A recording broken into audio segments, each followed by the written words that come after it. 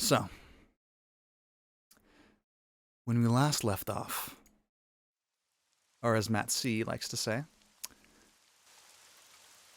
when we last left our heroine,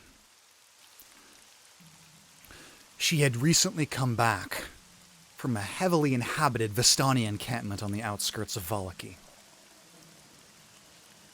She was going there because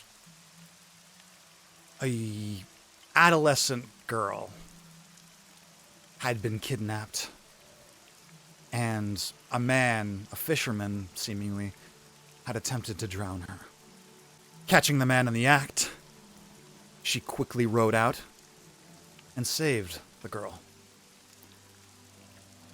While escorting her back to her home in the encampment on the outskirts of the town, they were ambushed by two scarecrows that animated and nearly ended the life of our heroine. Acting quickly and with a clever use of fire, she emerged victorious, but not before taking a severe amount of damage, and on the outskirts of the encampment, drifting away from consciousness. The Vistani that lived there took her in, patched her up, and the father of the girl, being so grateful, offered her one of a series of treasures. Not knowing what was inside them, she picked the most humble-looking chest and was richly rewarded with a chest full of electrum pieces. Gold and silver alloy coins with images of Strahd stamped upon them. Volunteering to take both this heavy chest back to Vallaki and her was a dusk elf by the name of Casimir.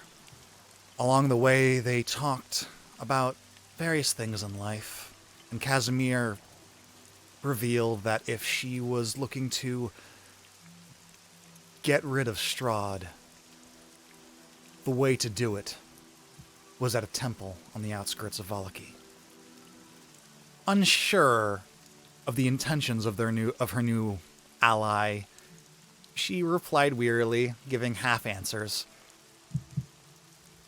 But before she would really have to push that on him too much, the travel was cut short by a small little ornate box in the middle of the road. Apparently a gift from the Count himself. She quickly threw it in the woods, hiding it in a little alcove, fearing what it held, and head back into town, where after a while, the very worried Ireena and Ismark reunited with her, and Casimir and her parted ways. She went back into the forest after a short scolding from Ismark and Ireena, and after opening the box, revealed that it was a gift, a music box from the world that she hailed from, playing the song of her grandmother. The intent behind it unknown, she took the box and went back to town with a little more questions than answers. While searching the town, she was unfortunately greeted by a very gruesome sight of a series of people locked in stockades with animal masks placed upon their heads, all for the crime of not being happy enough. She found a young man who pleaded with her to tell her mother that he was okay and not to worry. Before she left, she was greeted by a horrible visage of this hunchback, scarred figure barking orders at guards to replace flyers from the previous festival the week before in lieu of the new one coming in just one day now. Going to tell the mother of the young boy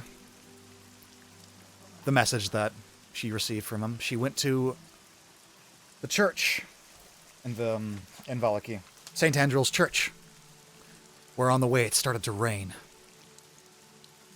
She informed the mother, who thanked her.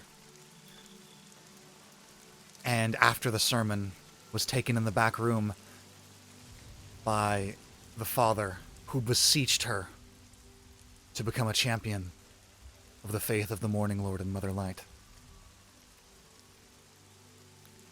And after pleading, she agreed.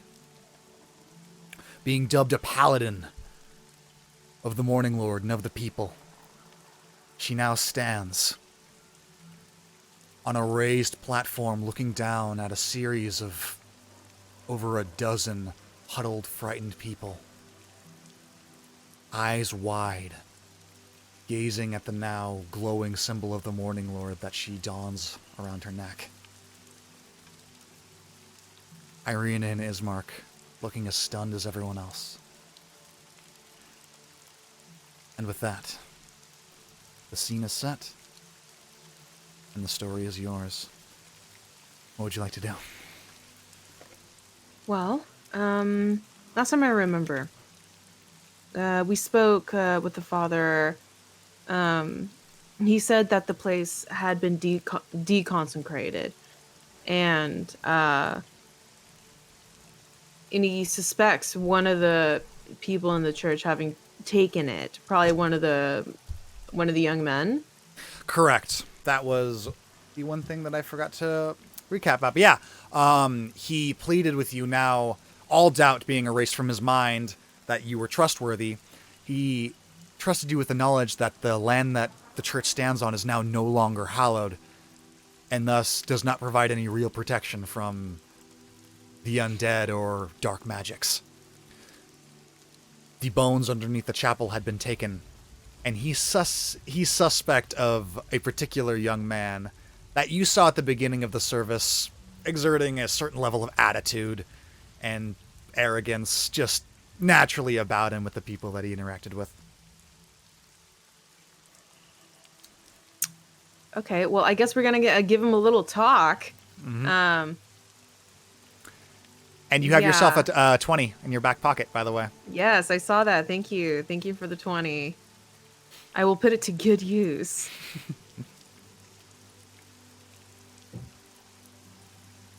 All right, so where is this kid? Okay. Wait, is there one kid or two kids? There are two, but the other one is an altar boy and seems innocent enough, probably no older than 10. This lad, the arrogant looking one. He's a teenager. Yeah, is like a 13, 14, 15. He's okay. Yeah. Like he's right at that age where man, boys are annoying. Yep. Holy cow, are they annoying at that age? All right. So you look around the church, and people are in various states of mourning.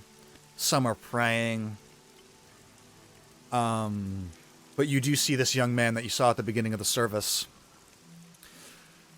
just standing and leaning against the gate, which is open to the rain, looking outside, not paying much heed to what's happening in the interior of the church.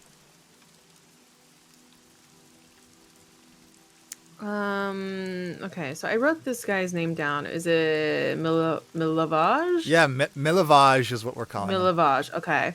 I'm gonna walk up to him. Okay.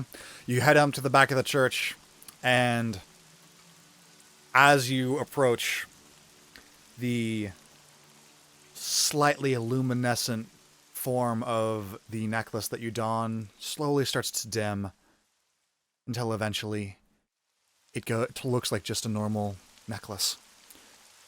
People stare at you as you descend, some looking like they want to talk to you, but you clearly look like you're about to go do something, so they hesitate. And you make your way all the way to the back, where your footsteps draw the attention of Milovaj. And that kid. Yeah, Romanian names, man. And he looks over at you, says, "Well, Congratulations. Thank you. I wanted to speak with you. Sure. What do you need? Well, and she's kind of looking around at all the people like staring at her, and you have a lot of attention yeah, drawn and at you. she's like, could we talk somewhere where we're not going to be stared at by a bunch of people? This is incredibly important. Yeah, sure. Whatever. I guess we could do that. There's the confessional room in the back. That work for you? Perfect. Yeah. He walks over to the back, and Ismark and Ireena, in particular, are kind of looking at you with that, what are you doing, look on your face as you're making your way up. I'm just going to give them a look of like, don't worry, I got this. I got it. Yep. And you head to the back room where no one can see you. The door is... One of the hinges is clearly busted and is just barely on, but the door functions enough to where it closes but swings open every once in a while. But for the most part, you have privacy in this room. So, what's the deal? You the new priest now or something?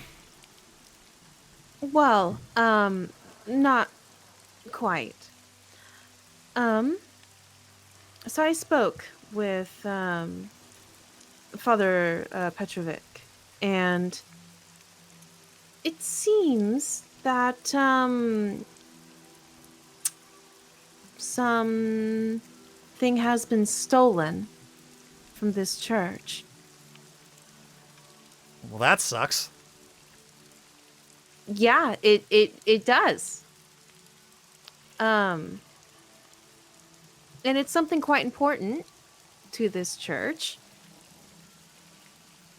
And, well, I was wondering if you had learned anything about it at all. If you'd heard or seen anything at all. I mean, I haven't heard about anything being stolen, no. Yeah, no, I'm going to incite that, Yeah, naturally. You can't lie to me, boy. Okay. Let's take a look at this. Insight 11. Yeah, kind of hard to read. You can't tell if this guy is just an asshole or if he's just, like, or if he's actually ignorant.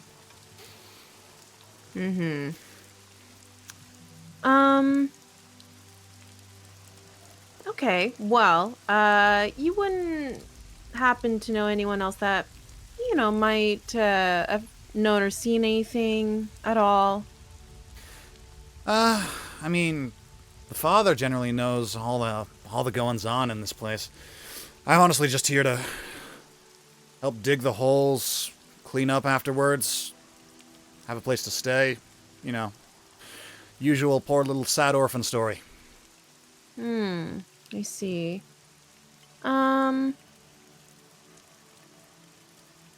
Dig holes? Yeah, For what? well, weeds grow out back. We need to plant some trees on occasion. Father likes plants, flowers, and the like. They never grow, but he hasn't given up. I see. Okay. Are you going to be staying here? Yep. For the time being? Yeah. Look, I would like to speak with you a little bit later, if you don't mind. Sure, I ain't going anywhere. Okay, lovely. Be right back. And she leaves. I'm going to go straight to the other kid. Okay. I want to go to the little boy. Yeah. Because around that age, they're not very good at, like, they're much more willing to tell the truth. Yep. So, okay. So many names. All right. You mean you don't have everyone in this entire like campaign Yeah. memorized? Okay. You walk up What? to the boy, and as you walk up, you hear that there are people hunching down over and telling him what a good job he did during the service, bringing the water around to people and bringing the tray around. And he's like, "Oh, Yeska, you are so adorable. You did such a good job. Yeah." You really think I did a good job? He's like, yeah, you did so good. The father must be so proud of you. Yeah, I'm, thanks, I guess. And he's just looking down, embarrassed at everyone praising him. Excuse me.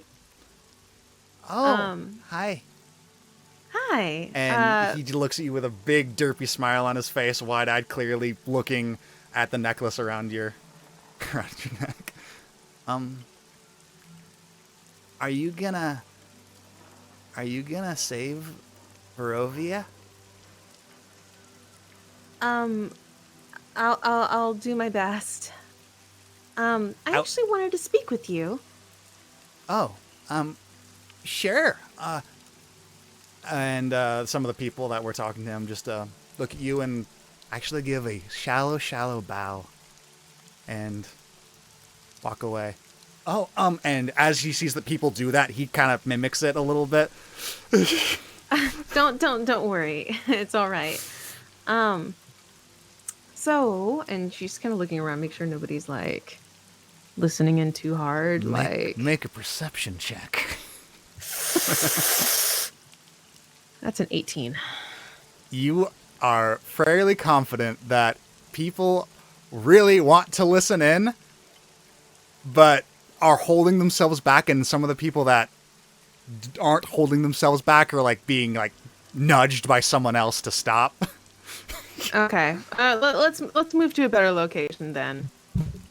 Okay. Yep. All right. Well, Milovaj is still in the back room.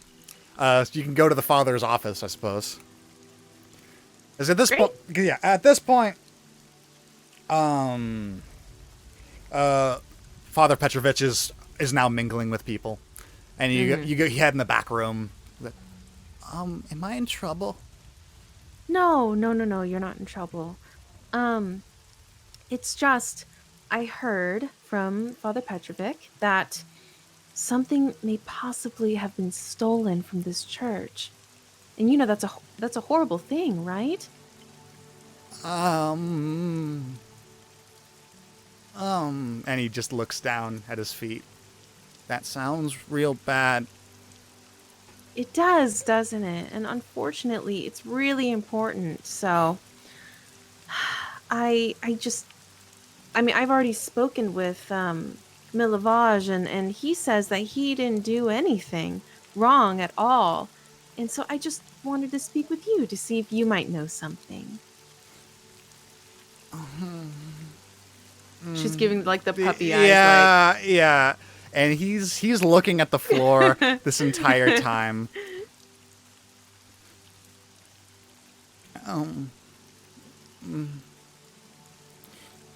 You know, I don't want to make people mad. Milovaj gets mad sometimes. Oh, that's okay. Listen, if anything happens, you won't get in trouble, okay? It's better that we get this solved than for more problems to come because of it. Make a persuasion check. I'll say with advantage because of the circumstances. Persuasion with advantage. Is that 28 good enough? He looks up from his feet.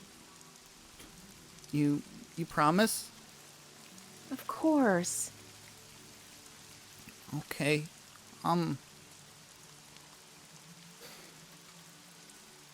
He's gonna be so mad, but you're gonna save us.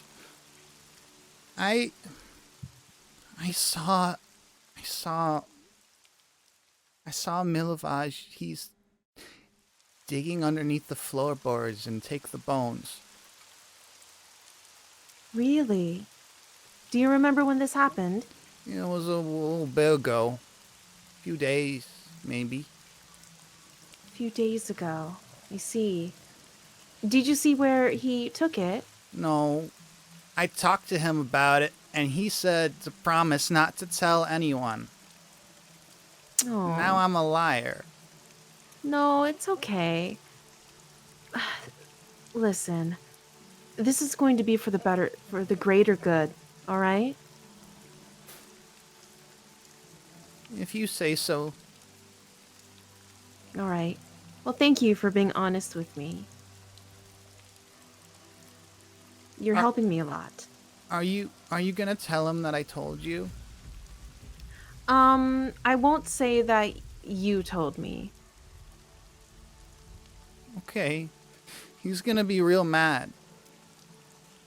Well, boys his age, they get mad over a lot of different things, so don't worry about it.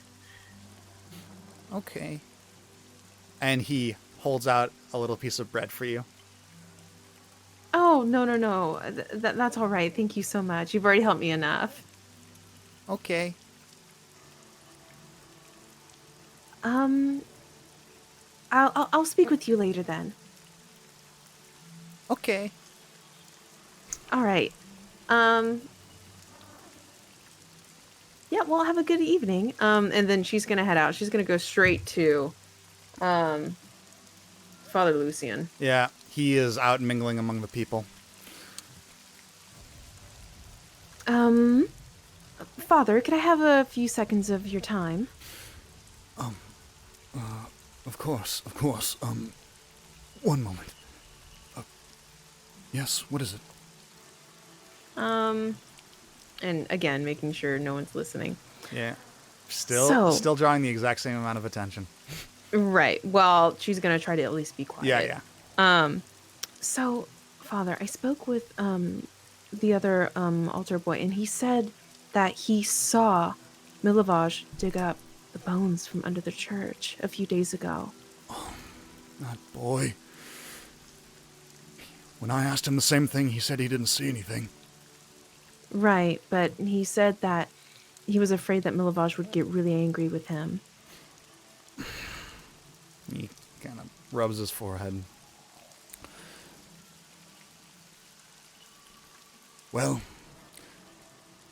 if I talk to him, it'll be as good as talking to a wall at this point, I suppose. Right, which is why I'm thinking maybe we would be better with numbers.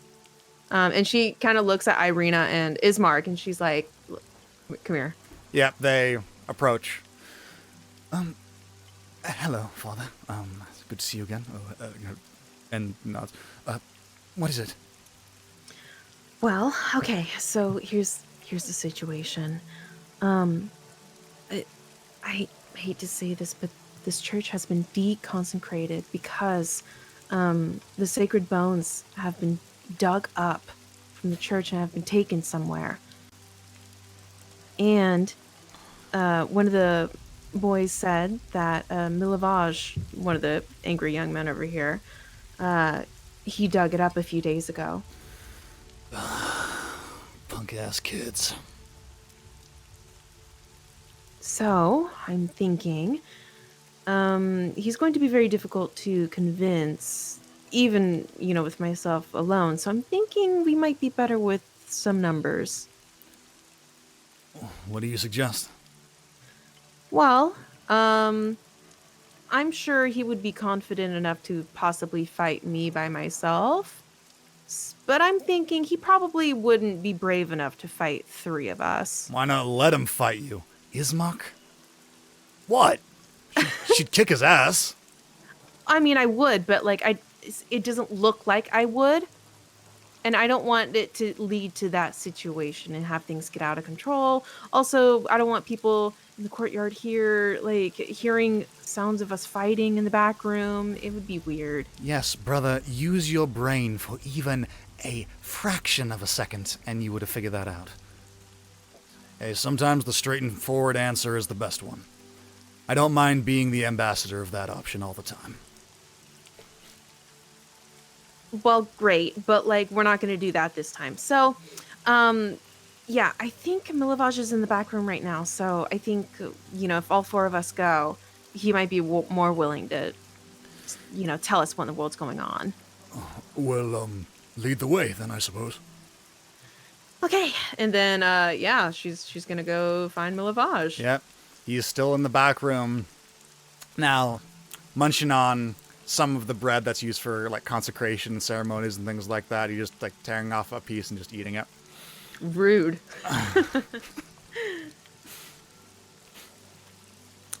Oh, hey, sup? Hi, how's it going? The father just lets out a large sigh. What? It's gonna go bad anyway. So, and she's making sure that all four of them are like, They got your back. blocking the door. Yeah. Yeah.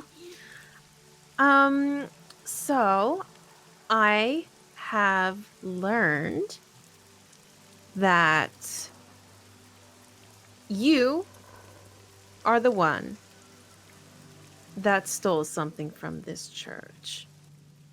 Something incredibly important, Milavage, that needs to be returned back. I don't know what you're talking about. Oh, really? You weren't digging up a few things a few days ago? I mean, I always dig up things. Father himself's the one that gave me the spade. Do you normally dig up bones? His face darkens. Can't say that that's a normal thing to do, miss, no. Right. So it's odd that you were seen digging up bones a few days ago. Why? Well, I'm gonna kill that little twerp. No, you're not. You're gonna tell me why you dug up the bones and where they currently are.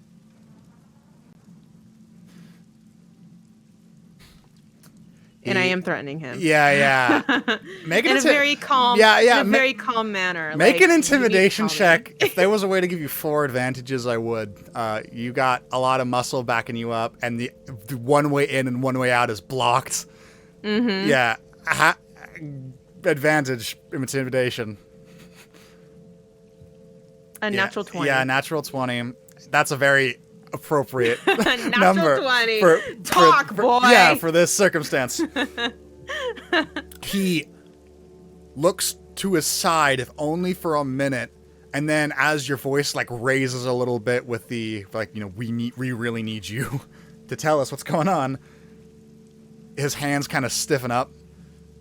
He grits his teeth, and he looks up at you.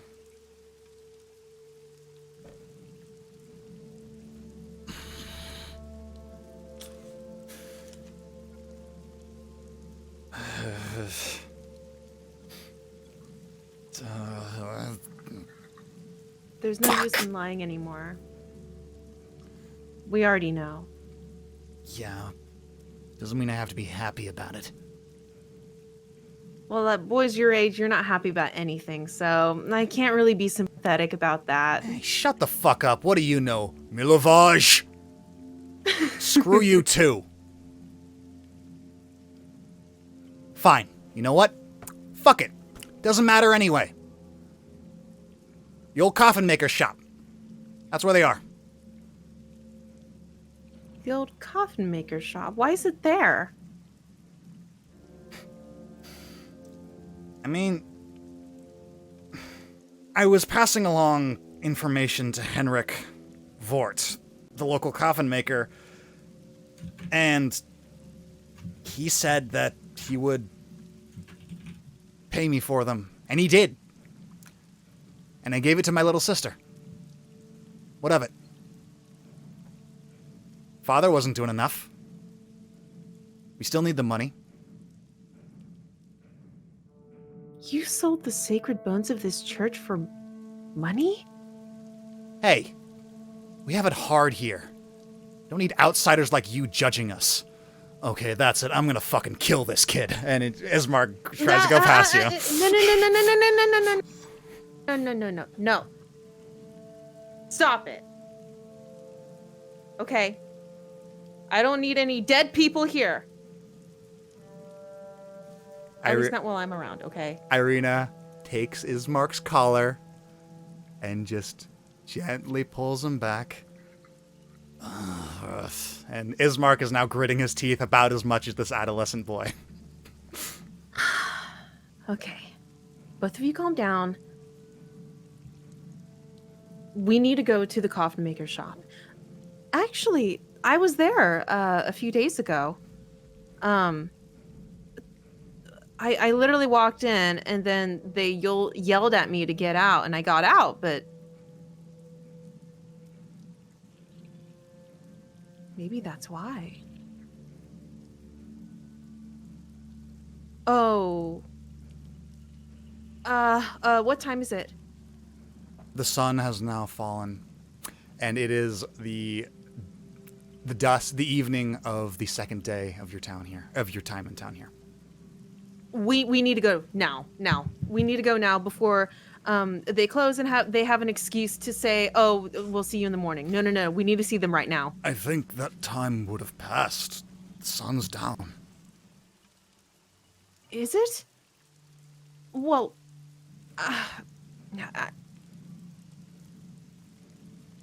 it doesn't hurt to check to see if they're still open. I suppose so. I'm afraid I wouldn't be of much use. And plus, it seems like I have other matters to attend to. And he looks very sternly. Of course, Father. Ireena, Ismark, let's go check out the coffin maker shop. Lead the way. About time something happened. Okay, and then they're gonna head out. Okay. As you step outside, the rain splashes against your robes, and it is a cold rain. And you know the way, but that doesn't make the trek any less annoying. Unpleasant. Yeah. As your feet slosh through the mud and seep through your socks, heading very quickly to this coffin maker's shop. Not my socks. Yeah. Dang it. Okay. Yeah, she's gonna try to look inside, look at the door, knock on the door. You make your way to the coffin maker's shop. The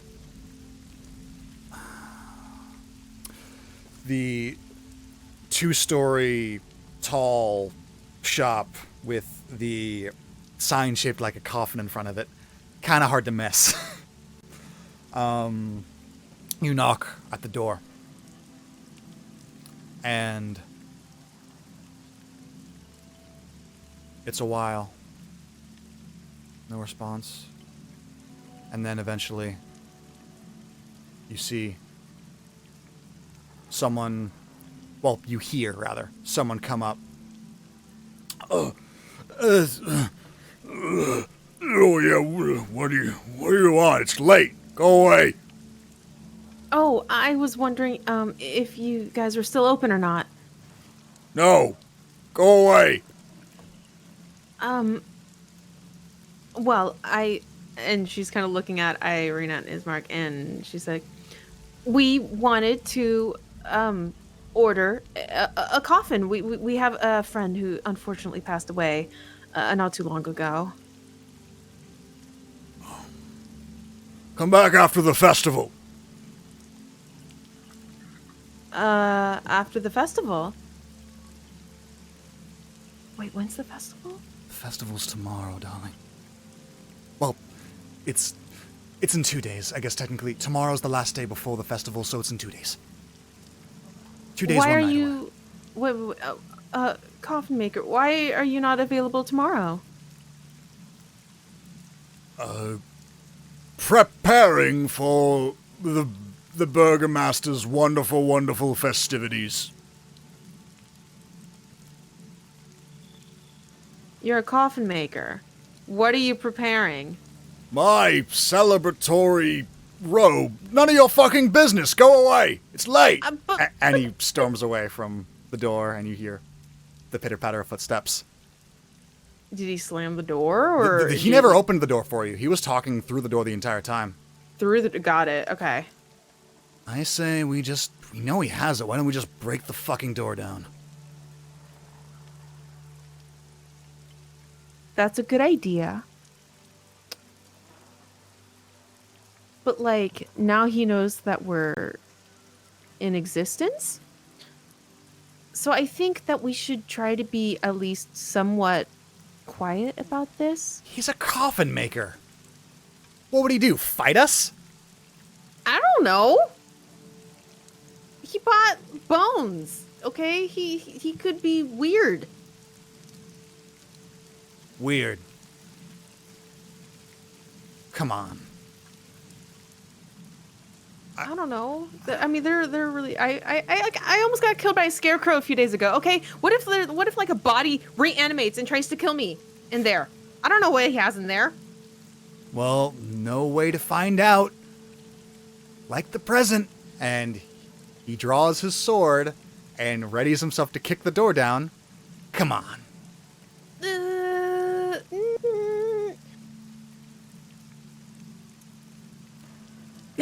Okay, fine. Okay, wait. I need to prepare myself. And she she pulls out her rapier. And let's see. Oh, actually, I have I have Divine Sense. Mm-hmm. I'm gonna use it right now. Divine Sense only works for things that are not behind total cover. You would know this.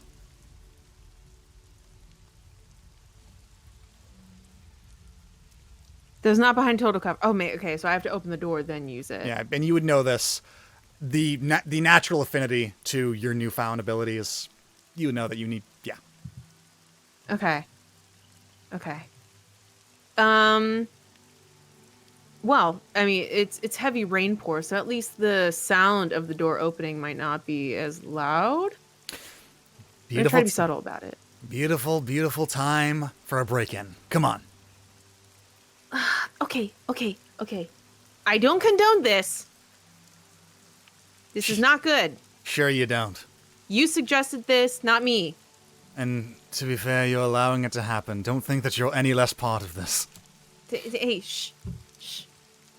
You're being a bad older sibling, okay? You need to be a good role model, okay?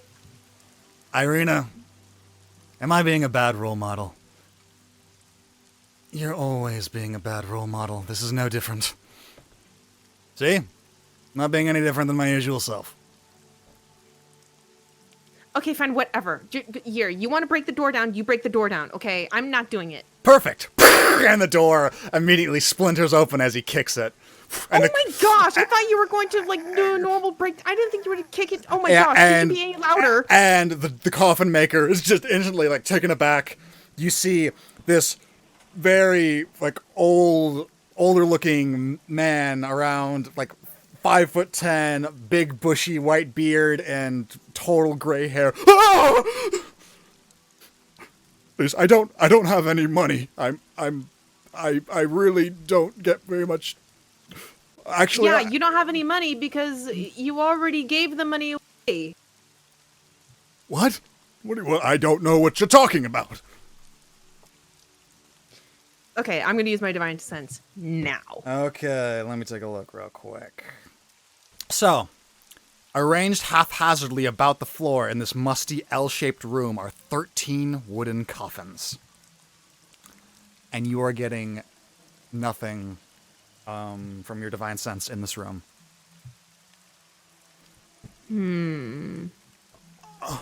Are you going? What are you gonna do? What are you gonna do? We need to look around, sir. Why not just ask? Okay, I'll follow your lead. And you just start, searching through all of his stuff. Well, the thing is, if these bones are really as, they're consecrated as they should be, I should be able to sense where they are.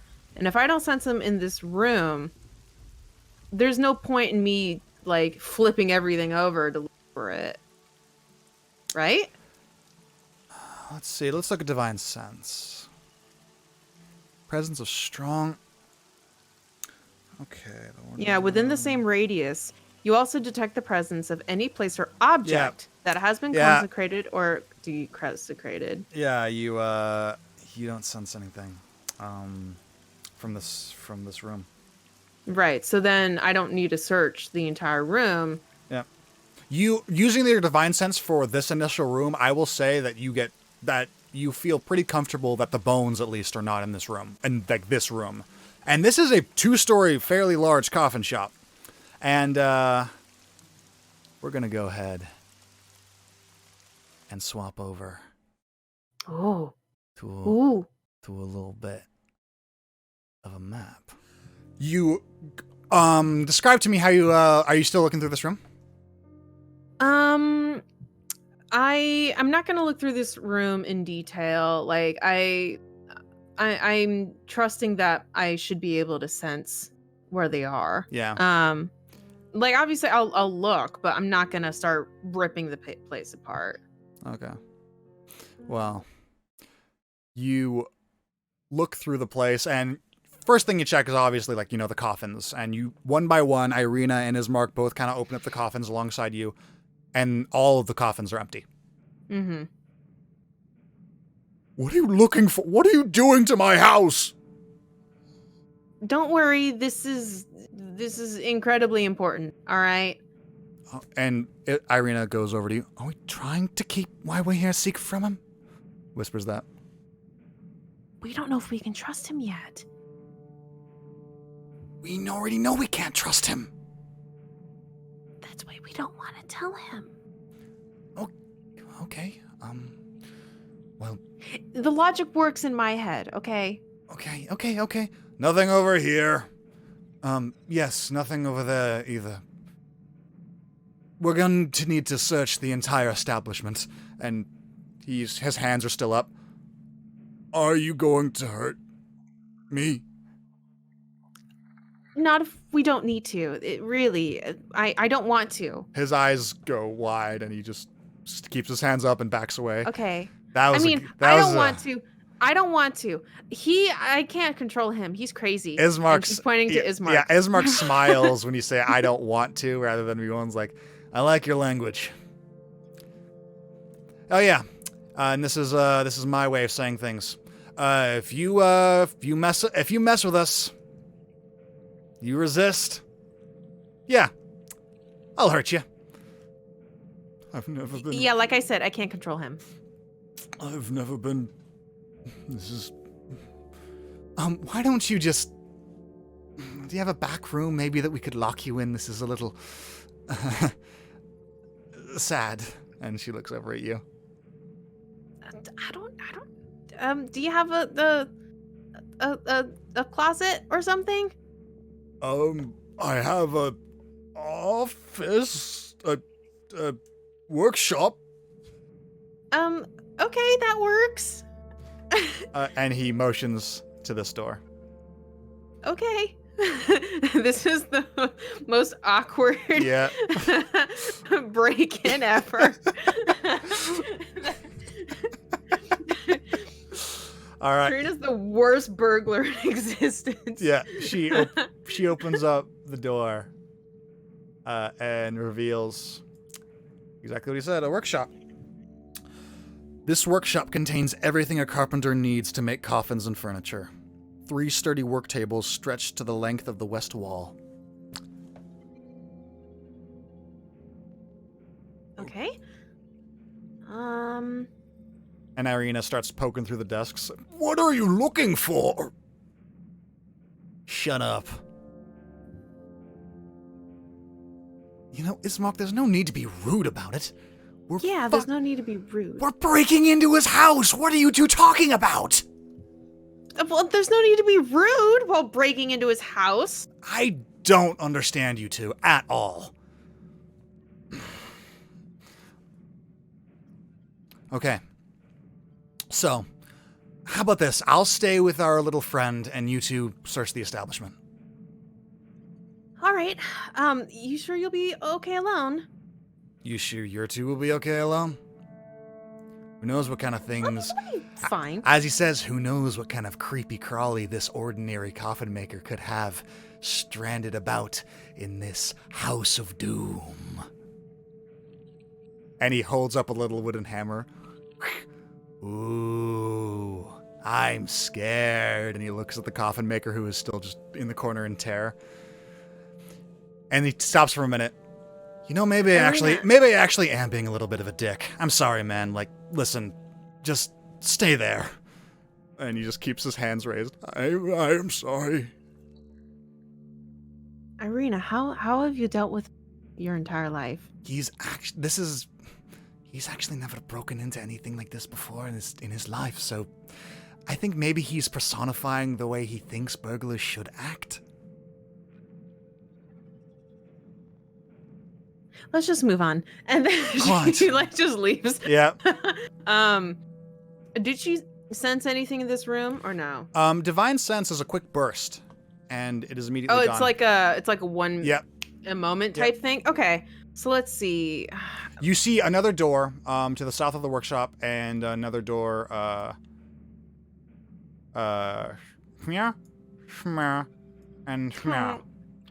Okay, so I'm not gonna bother using the divine sense in this workshop room. It doesn't seem like it would be here. So I think. See, there's a door here. Yep. Okay. Let's go ahead and use this door. Okay. Ireena's coming with me? Yeah, Ireena is intel. Great. Let's go. All right. You head into this room.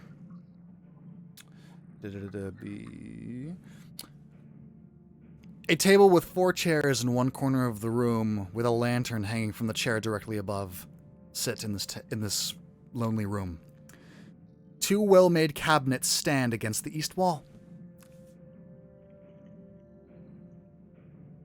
You might want to move the map for the chat. Oh, sorry. Yeah. I got you, fam. I got you, chat. Thank you. Thank you. Okay, so I think I'll take a glance at the I'll take a look at the cabinets. Yep. You head through the cabinets, and they are filled with a series of worthless knickknacks. There's some like a pen and ink with old sketchings of schematics that he has like gone through. There's like a half-broken wooden doll that might be from his childhood. It's nothing really of note is in here. Okay. Do I see? It looks like a set of stairs. Do I see the set of stairs or no? No, but that is the last door that's open. Okay, I'm gonna go open that last door then. You open that last door, and as you enter and open that door, he looks very visibly nervous as you open that door, and he opens up his mouth and then closes it and just. Yes? You heard the lady? Yes? I wouldn't go down there if I were you. Why?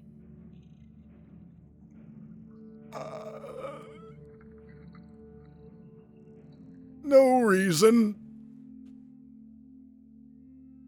What an odd reaction for no reason.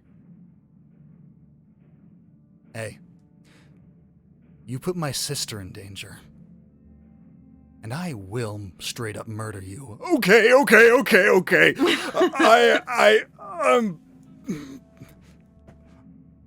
Undead vampires.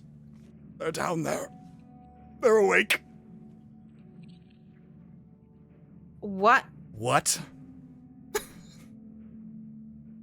Did I not make this as a joke earlier? Yeah, you did. Okay, old man. Spill it. What the hell are you doing with vampires in your fucking basement? And he just sighs.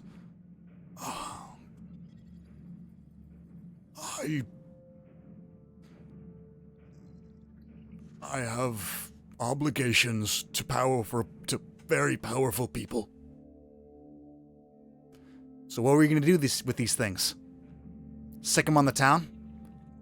I don't know what they're going to do. I just house them. I don't control them, which is why I never go down there at night. They sleep during the day and they're awake now. Okay, lovely. Oh, you know what? That's good to know.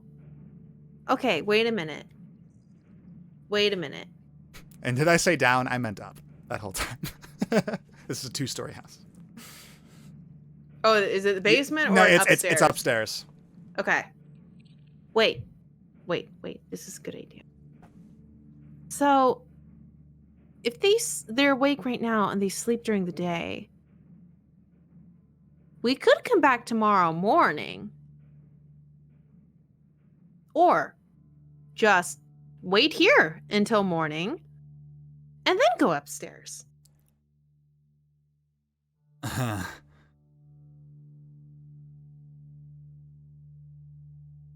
Or we could go right now and possibly be eaten by vampires. I mean... How many of them are there?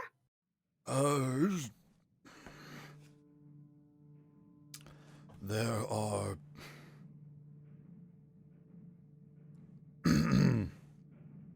Clears his throat. If you say 50, I'm not going to believe you. There are 6. 6 vampires. Are all vampires as strong as Strahd? I wouldn't think so. Otherwise, why would they care what Strahd thought? Yeah, but even so, 6 is still a lot. 6 men would be a lot. 6 vampires? Why don't we just... I like your idea. Why don't we just stay here? I mean, it's going to be uncomfortable for everyone. And he looks at Ismark that still has the sword drawn and pointing at the old man. I think it's safe to say you could put your sword away, brother. Yeah, right. Yeah. And he puts his sword away. Well, I guess everyone choose a coffin, I guess. Was that a joke? Maybe.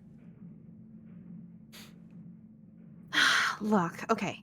So let's try to figure out this plan. Okay. So we're gonna wait until morning, and then the vampires go to sleep, and then we'll try to sneak up.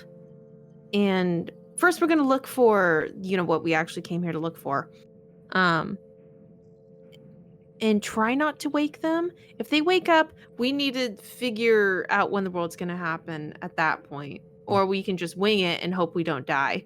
Well, if we have sunlight, I mean, isn't that like vampires' weaknesses? I mean, that would be why they're sleeping during the day, so we now know that that's not just some folktale. Sunlight does have an effect. But we don't know what it looks like upstairs. What if they have all the windows blocked or something like that? He knows what the upstairs looks like. Right. What does the upstairs look like? Well, it's the room that they're in. The windows are covered, yes. But there are windows. Yes.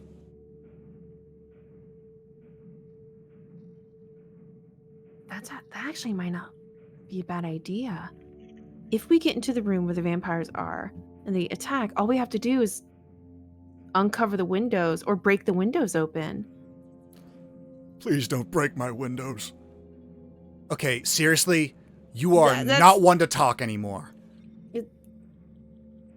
I was going to say that the windows being replaced is not as big of a problem as you think it is. You're still worried about this guy, really? When he has fucking vampires in his attic. Well, I don't know. He seems nice. Are you nice? I mean, he's not being rude, Ismark. Brother, why don't you shut up alongside the old man? Let the grown-ups talk. And Ismark opens his mouth. And he just sits in the, leans against the wall. Tapping. Right, so we go upstairs, open the windows, and then where are the creatures? They're in crates. So we open the crates, open the windows, and let the sunlight do its work. Well, they would have to move to us. We don't know how much sunlight will actually, cover the entire room. Unless there's like a gigantic window in there. She looks at the old man. There isn't.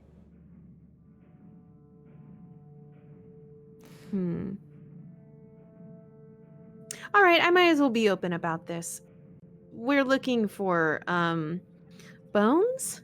And his face goes even paler. I knew it.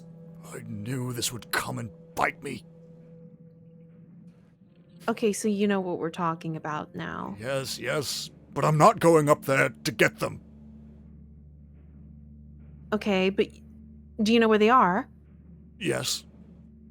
If we wait during the daytime, I could get them for you, but going up there now is suicide.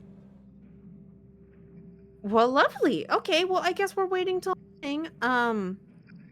Yeah, we need those bones back. Okay. No problem. No problem. And he looks down. Maybe I should go up there anyway. The result will be the same. Well, how much did you pay for the bones? Assuming you paid for them. You mean the boy? Yeah. Wasn't exactly a merchant, that lad. Got him off fairly cheap. 5 electrum pieces.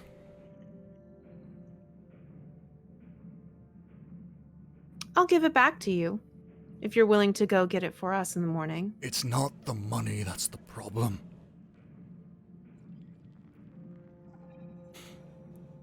What? Will the vampires attack you? Doesn't matter anymore. And he just collapses down in the corner.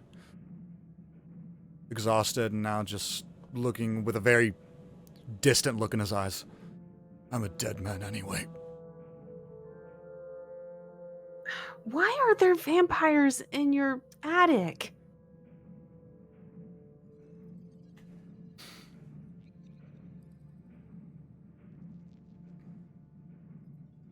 I mean, possibly, if you help us, we may be able to help you get rid of them. No one can help me. No one can help. Well, I can. And she shows her symbol.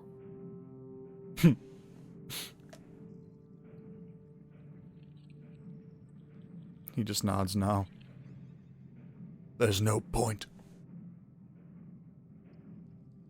All hope is lost. There is nothing.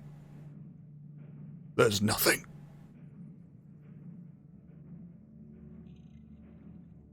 And he just collapses in a ball.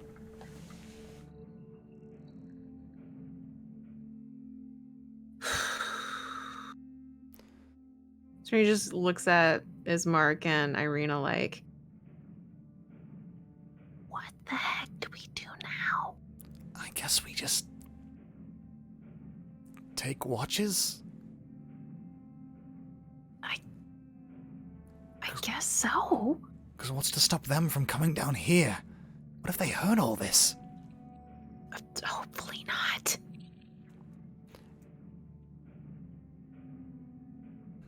I really hope they didn't hear Ismark breaking through the front door. There's no way they didn't hear us now that I think about it. Ismark. Okay. And she still has her weapon out. Yeah. Okay, yeah, let's take watches. I'll take the first watch. All right. And they get cozy in the workshop. And you know that they could, go ahead and make me a perception check as you take the first watch.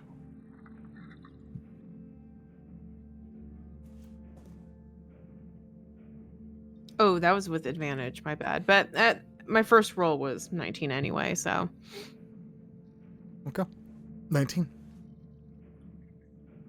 You patrol around, keeping an eye particularly on the stairway and the windows, and you do start to hear creaking from the second floor above you. Several sets of footsteps. Ireena, it's Mark. Yeah. Do you hear that? Yeah. And he grabs a sword. You know, why don't we just leave? Come back in the morning. But then the old man will just tell them what happened. And what? They'd... Why don't we take him with us, Believe then? him? I mean... Why don't we take him with us? I feel like they would wonder where he went. What, leave a note? I don't know. The creaking starts to get a little closer to the stairway. Shoot. Make a choice now, darling. Hide. Hide? Okay. How about we, okay, let's get into the workshop and bar the doors. They're gonna hear that.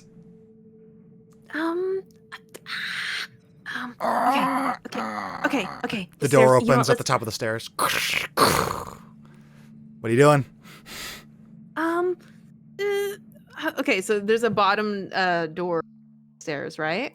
Yeah, you look up the stairway and you see that there are two doors at the far end, both left and right. The door on your left has just opened. What are you doing? Wait, there's two? Yeah, there's like a door leading to either side of the stairway at the top. There are two doors. And I'm at the bottom of the stairs. Yeah. And the door's open, Yeah, and so I can see them. One of the doors has just opened. A figure has not stepped through yet. What are you doing? I'm gonna carefully close the door at the bottom and pretend that nothing happened. Okay. So you move over into the workshop, yeah? Yes. Okay. Go ahead and make me a stealth check. 12. That's with a +8. Dang it. All right, and Ismark and Ireena. I'm gonna make one too. Where are we? Ireena, Ismark. Here we go. Stealth.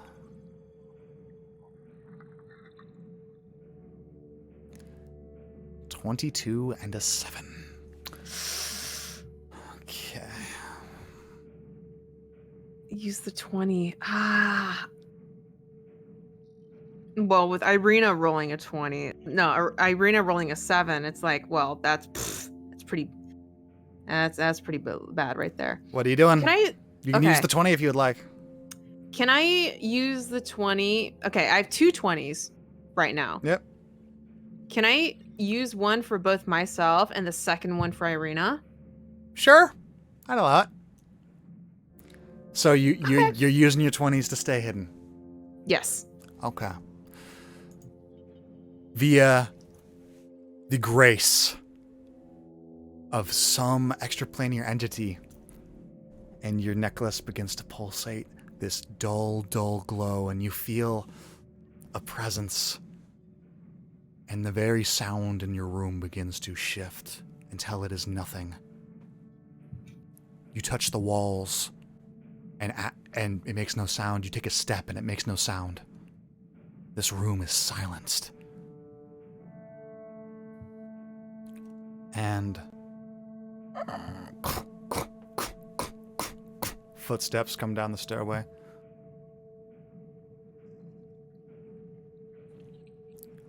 Ireena and Ismark both step away from the doorway. And Ireena quickly motions you to get back into the other room.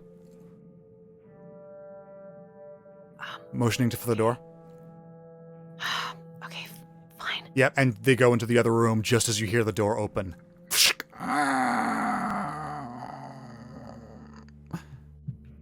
And the sound in the room instantly returns as they open the door. And she closes the door behind him, and you hear in the other room. So, old man, heard a little bit of a ruckus. Something we should be worried about? The old man says nothing. Old man, and you hear a pounding on the door. I have little patience for being ignored, especially by a mortal worm like you. You were compensated. Now answer me. Sister, if you kill him, someone will take notice.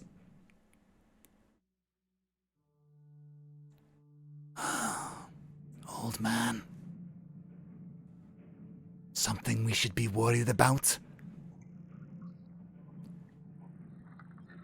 And you hear a little mumbling, and we have a little bit of a flashback too. I can help. I can do something. And one more roll of the dice. What is this? Persuasion? What am I rolling? No. 20? I'm rolling for him. You're rolling. I'm rolling for him. Oh, good. And you just hear mumbling. Can't make out what he's saying. Interesting. Well, another night then, sisters.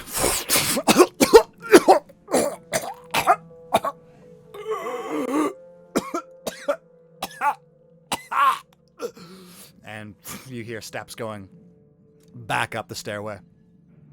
Okay. I'm going to wait a couple of seconds to make sure we're clear and then go back into the room. The old man is sitting there with a little blood dripping out from his neck and genuinely from a little scratch of something.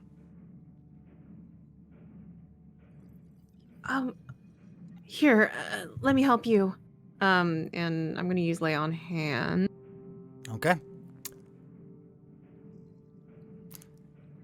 How many would I need? You Do have 5 hit points that you can give, and this is just a tiny little scratch.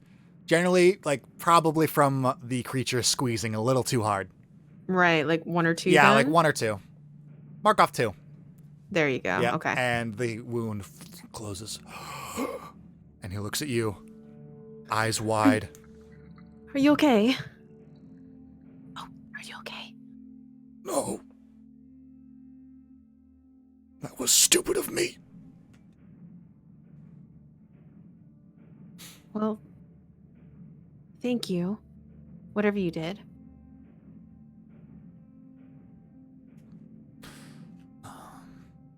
They won't come back down. Good. In the morning, we're gonna try to figure this out, okay? Fine. Is there anything else that you would like to do tonight? I guess there's nothing in particular. No. Okay. Then I will say the night passes All right. with a little issue. And the rain clears.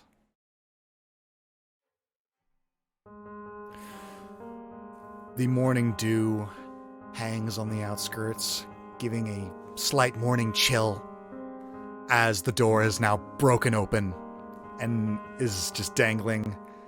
The interior of the coffin maker shop is wet with moisture.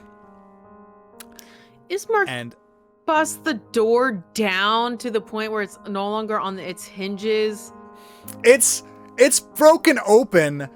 The doors are still on its hinges, but like it's just like the actual part that keeps the door closed, like that little indentation, is now broken and splintered through, so the door doesn't close. Dang it, Ismark.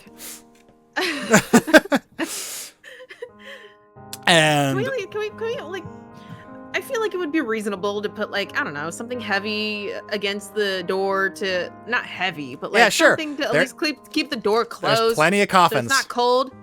Sweet. You go there in the morning, cover the door with a coffin to keep it closed. Well, shall we go upstairs? I can show you. And the old man gets up. All right. Alright. And he motions you upstairs. Let's see, to the right is the kitchen. The bones are in my bedroom, the vampires are in the other room. And he motions you up here. Oh, up here. Yeah, up. Okay. Yeah. Which room? So you are there. This one? Yeah. Yeah. And he motions you to his bedroom, where he goes to the wardrobe in the southeast corner, and he takes out a sack, and he hands it over. Here. Okay, thank you. Well, now that these are gone, you might want to find a safer place to stay, possibly. Are we going to deal with the vampires, or are we just leaving? I personally want to deal with them. I feel like if we just leave them, not only is the definitely going to suffer, they're probably going to come back for us later. Right. Then let's do something about it. Right. Okay. Okay, so let's see. What's good against vampires? How about sunlight? Right. But is there anything else? How much would Serena know? You know as much as you have been told at this point. Vague answer, I know. But discovering weaknesses of vampires is kind of a major thing in this campaign, so you know as much as you know. Okay. Okay, I'm gonna try not to use my meta knowledge. You also know that, but you don't know that. Right. Serena doesn't know that. Yes. Yeah. I don't think her grandmother would have dealt with vampires. So. Okay. Whew. Okay, so she's gonna keep the bones safe. Okay, go ahead and add holy bones to your inventory. Holy bones. Holy bones! Nice. Okay. So yeah, I guess. I mean, what are we gonna do? Like bursting through the doors? Why Go not? straight for the we could burst in through the doors, go straight for the windows, and rip them open. They're asleep. They won't know you're there. Okay, so we sneak inside and we rip open the doors. No, sneak inside, rip open the windows, not the doors. That's not my job. That's Ismark's job. We need to, sneak inside, open the windows, and then possibly prepare to fight if they're, I don't know, do they catch it? Did they burst on fire? What I don't know what happens. Do they just die? Do they disintegrate into dust? What happens? I guess we'll see. Okay, great. Let's see. Hey! Yeah. Thanks for the raid. Yeah, thank you for the raid. Thank you for the follow, Reinhardt. Thank you so much. Thank you so much. Welcome. Make yourself comfortable. And the old man has told us where the location of everything in the room is, right? Yep, right there. Beforehand. So we know where we're going. Yeah. Okay, great. I guess that's the best we're gonna be able to come up with as far as the plan goes. Let me see if I have any spells that might be able to help as far as like right now. Mm-hmm. Can I use my divine sense? Oh no, it needs to be no cover. So I can't really use it. Well, there's no point. They're all vampires. I know they're all there. Yeah. But okay, so it's 6. He said there were 6 in the room. Right? Yes, he said there were 6. Okay, there are 6 vampires in this room. Well, I guess that's the best planning that we're going to be able to do at the moment. I guess let's try to be as careful as possible. Right. Let's go then. Okay. All right. You make your way into the next room.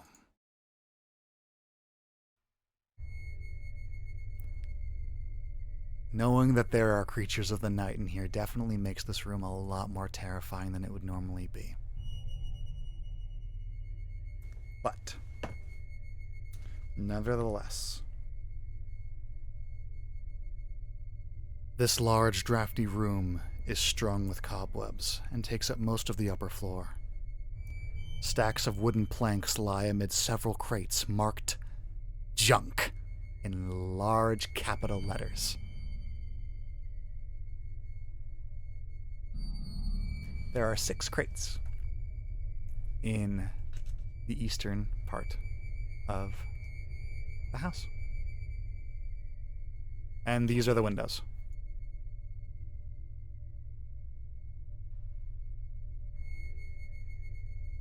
There and there? Yep. Okay, There good. you go. There you go. Okay.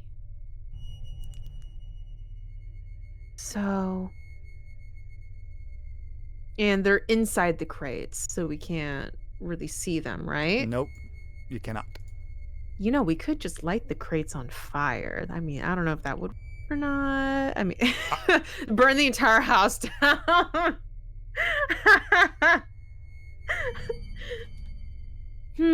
Okay.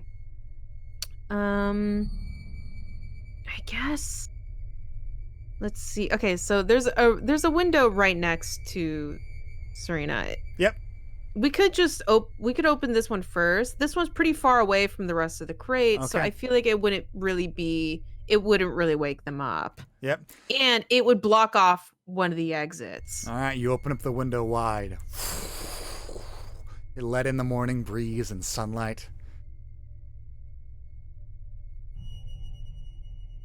Okay. Okay, I think each one of us should take one of the other windows and then open it all at the same time. Okay. Sounds good. Let's do it. I'll take the one on the far right. No, I'll take that one. That's the one that's in the most enemy territory. And he meanders on over. I can take care of myself, okay? All right, brother. Fine, I'll take the one next to you then. Okay, I'll take this one then. Fine.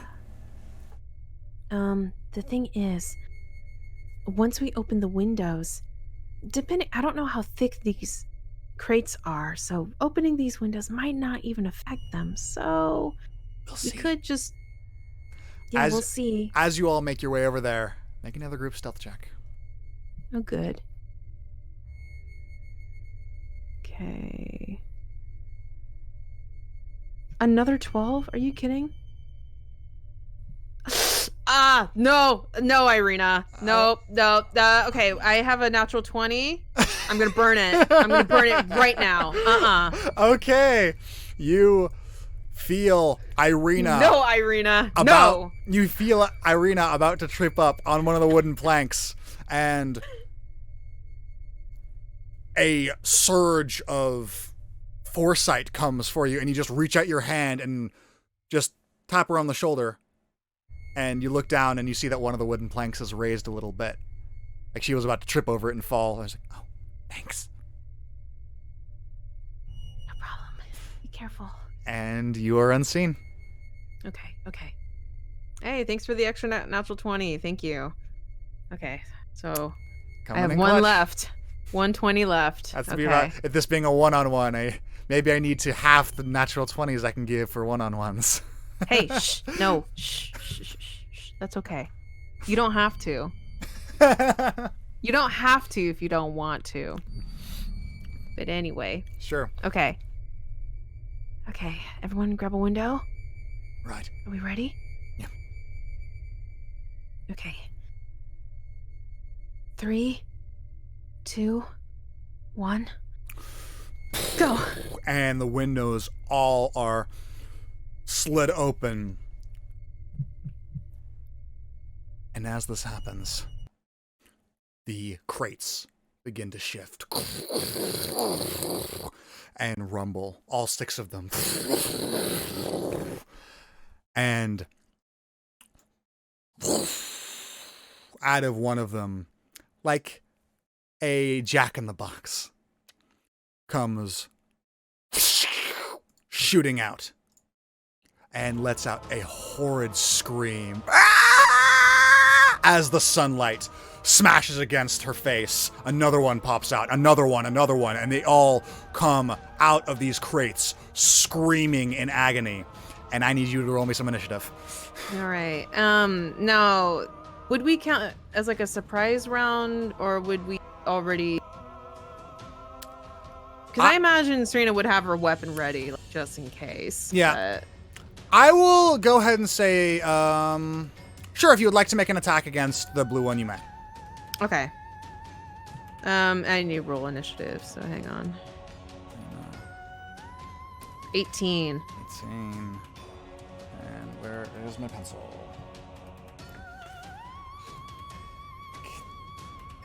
Dagnabbit. Was going through pencils. I lost my favorite pencil. And it's a tragedy. That's the major tragedy. That's the biggest tragedy of my life. Oh, not your pencil. Yeah. What are you going to do without your favorite pencil? Cry. How are you going to write, though? All right. So we got Ismark, Serena, and then we got God. Ireena is not rolling well tonight. I know. Just stop rolling them ones, Ireena. 1, 2, 3, 4, 5, 6. You know what? I'm just gonna have them go as a group because there's 6 of them. Okay. Because that'll be easier. But they all are screaming in agony as the sunlight is beating against their skin, and as it does, it boils and bubbles like water over a flame. And go ahead and roll your attacks. Okay. Rapier. 22. 22 definitely hits. 5. For 5 points of piercing damage. Yep, right through the heart. Right shot through the heart. And ba-da-da. Okay. Da-da-da-da-da-da-da-da. Red, green, orange, purple, 1, 2, 3, 4, 5, 6. Okay, and this is blue. So it's 20. Your weapon's magical, yeah? It's a +1, isn't it? Is it? No, I think it's a regular one. Okay. Then you thrust your rapier forward, and as it pierces her flesh, it sinks in, and the rapier bends and melds around this thing's body, and it seems very much so like it's like it looks like it stings, but not nearly as effective as you thought it would be. All right, and Ireena. Okay, so note to self, not this in the future. Yeah. And Ireena continues her streak and rolls an 8 and swings wide. Ireena, girl. And with that, the top of the round is Ismark, and he is going to go ahead forward and screw up this one, the blue one that people have been wailing on. And that is and he's going to, oh my goodness. There we go. Now people, yep, they are. Swings wide and misses horribly. And why am I friends with you guys? Just why are you so bad? Stands at the ready with his sword. And with that, Serena, you're up. Okay. Well, seeing as the rapier didn't do much, I'm going to switch to. Ooh, I don't want to use Firebolt and light the place on fire.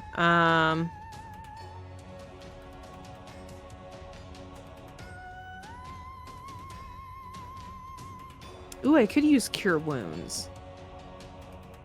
Because they're undead, but I don't think Serena would know that. What are you doing? Okay. Let me look at the map. I could use Shatter. Hang on. Our favorite move. Yes. Good old-fashioned Shatter. Oh, our favorite move. Each creature in a 10-foot radius sphere. All right. Let's see.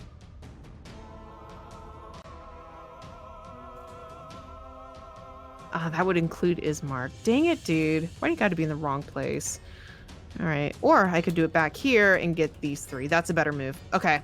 I'm going to use Shatter and get these 3 back here. Okay.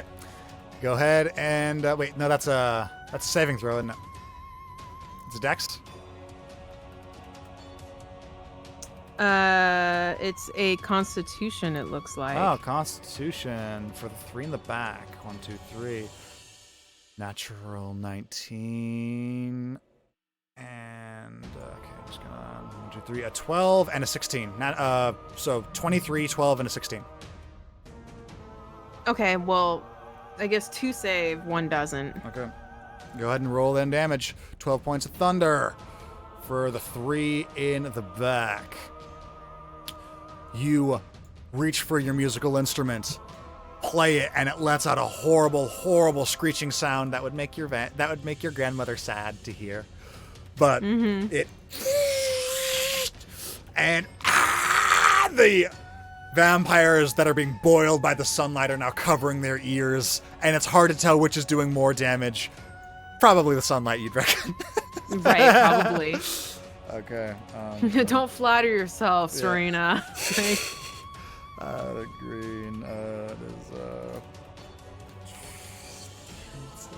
and the red, which is half 12. Okay, beautiful. You got your. And it looks like everything in the area is also destroyed. There's a lot of wood for building coffins and things, but for the most part, these crates are the only thing really of note that you can see right now. Mm-hmm. All right. They would probably be busted, but... Oh, you got the rest of your turn. That was your action. Okay. I'm going to use a bonus to give inspiration to Ireena, because clearly she needs it. All right. You look over at Ireena as she fumbles in her attack.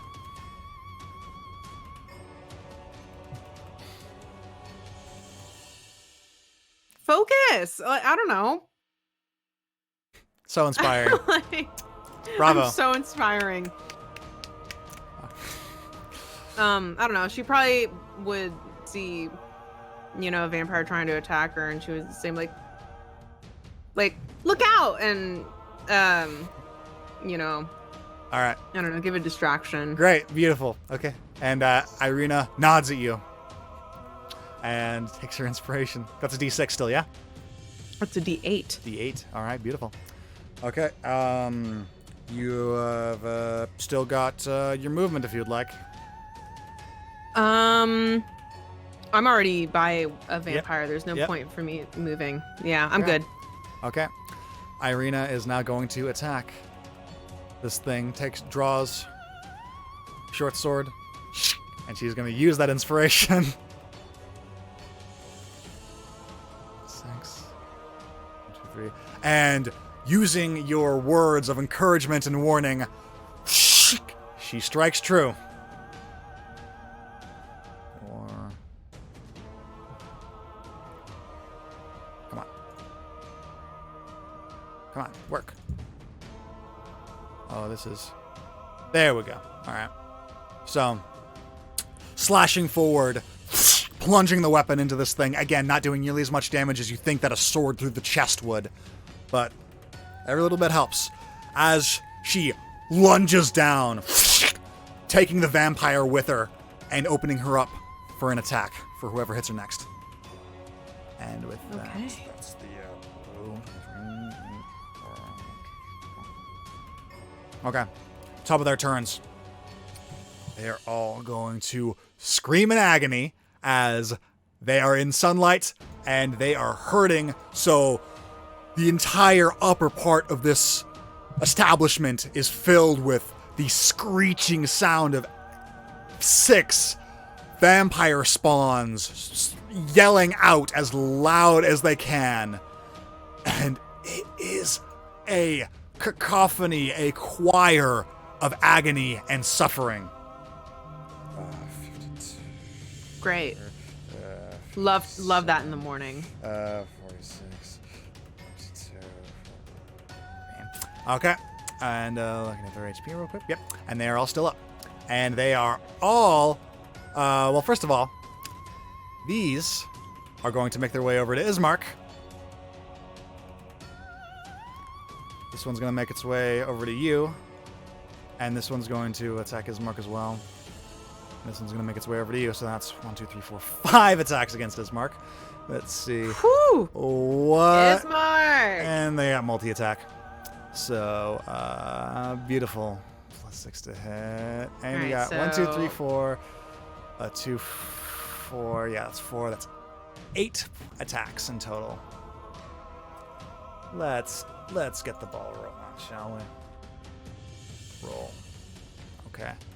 And the modifier is +6. Okay. And Ismark's... This is probably not the way that Ismark imagined that he would go out. Surrounded by women trying to kill him. Okay.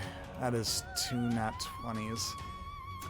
Alright, so the first one strikes and he dodges out of the way.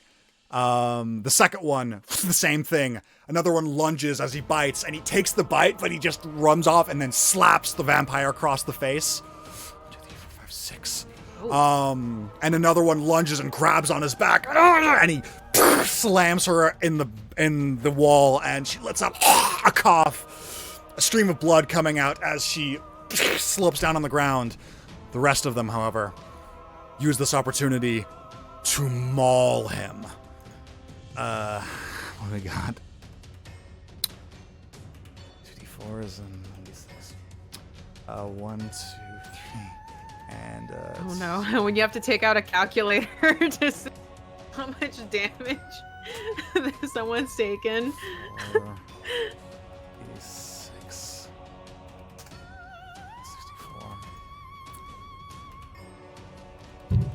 64, 16, 3, 1, 2, 3, 26 slashing halved. How's he looking? 26. That's 13. 21. Math, everyone. It's the entertaining part of watching D&D, I know. Yeah. And as these creatures are clawing at his sides, reaching into his innards, they are going to bite at him as well as they are holding him in place. And those are d6s. Okay, 4, 2, 5, 9, 2, 3, 4. And what damage does the bite do? Ooh. This is 1, 2, 3, 5, 4. So from a scale of 1 to dead, how dead is Ismark? I'm doing the math. 4, 16, 1, 2, 3, 1, 2, 3. 22 points of necrotic damage. Oh! Ooh, I necrotic too. I need to look at something real fast. Okay. Nope, that is still halved, thanks to his little feature. So 22 halved to 11. He is struggling as these things are all on top of him, biting several points, and now he is joining the cacophony of screams and agony. And streams of crimson are now pouring out from several parts of his body as these 3 other ones are going to attack you. Oh, great. 3. And of course, they're all leaving Ireena alone because she's pretty. Okay. She's the pretty one. 4, 5, 6, 8. Keep track of how many of these hit you. 8. Yeah. 22. 18. 11. 11. And a natural 1. Oh my god. 2 hit. That was garbage rolls. Okay. Good.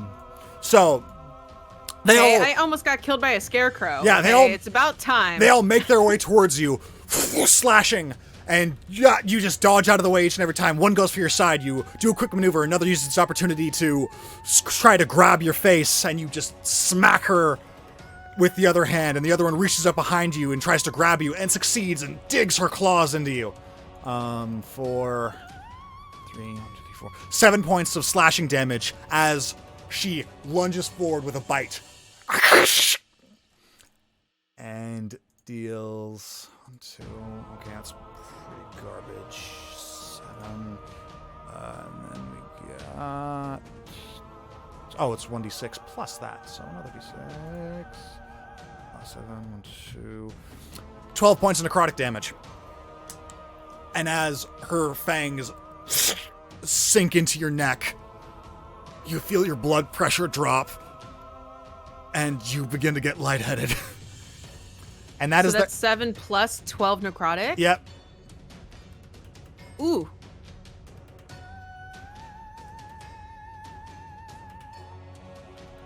Okay. And that was just 2 of them hitting you. Ooh.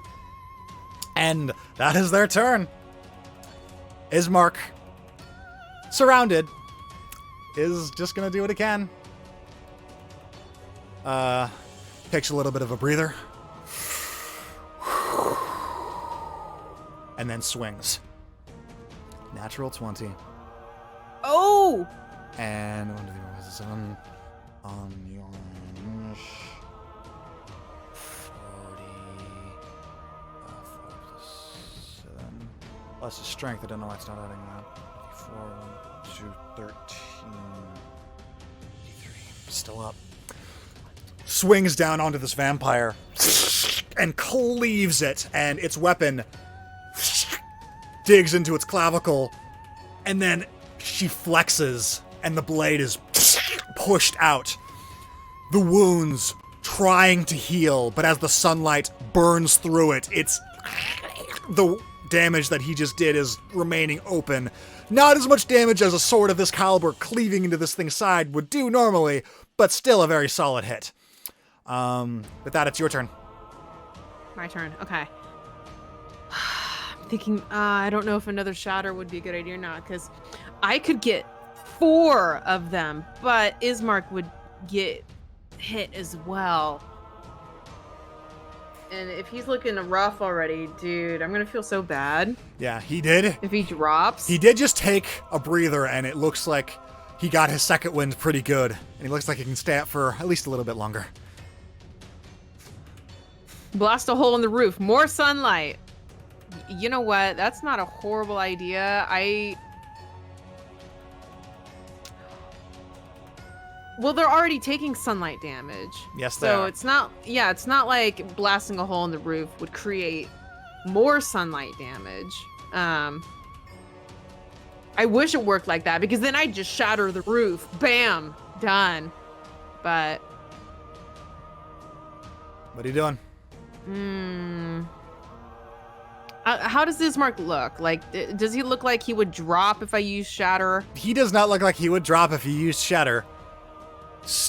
Probably one of the sturdiest people you've ever met. Oh, good. Oh, he's sturdy. But, oh, I see. But still looks like he has been cleaved in several places and bit. He's looking like he's hurt, but not hurt enough to go down from a shatter. Okay, well, you know what? Let's go. Let's go then. Okay, con saves from everyone? No, I'm gonna have it go out from here. Okay, so it would affect blank, blue, red, orange, and Ismark. Okay, so 4 con saves for the vamps. 4, 20, 12, 15, and 15. And Ismark. His constitution with an 8. Or I guess not. Okay, 20. 20. Yeah. So go ahead and roll the damage. Oh, that's 14 points of thunder damage. 2. Okay. 7. 17. Okay, and these vampire spawns are gonna take half damage. Also 7. 9. 59.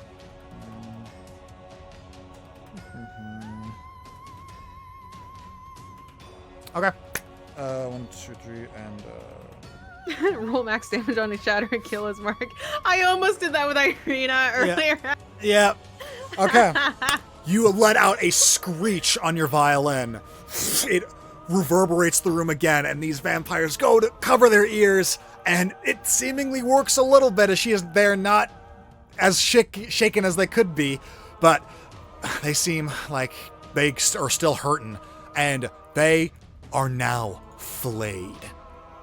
The sunlight has burned away their once fair, pale skin that you saw, but only for a moment, to reveal the muscly exterior of pure red and crimson that is sloshing onto the floor beneath their feet as they are screaming in agony. You still have your movement and bonus action. Okay, well, I'm going to give my bonus to Ismark, and Serena's going to say, sorry, Ismark, I'll heal you afterwards. You always do this! Ah! This is only the second time. All right. Beautiful. Ismark is so inspired. All right. Next up is Ireena, and she is going to continue to bat away at this blue one. Sword. With advantage, technically. And that advantage came through! Hey. Okay, 9. One sneak. Come on, Ireena. 4. You didn't have to go straight from a natural 20 to a natural 1, okay? 14. Have to blow.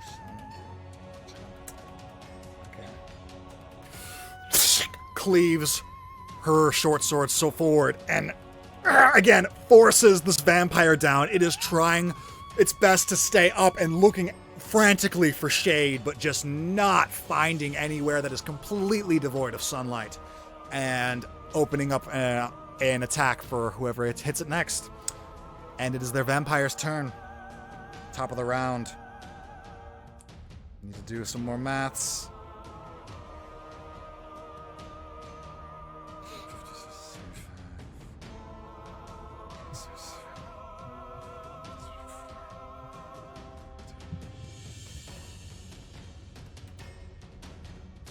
Okay. Look at these things' hit points. Okay.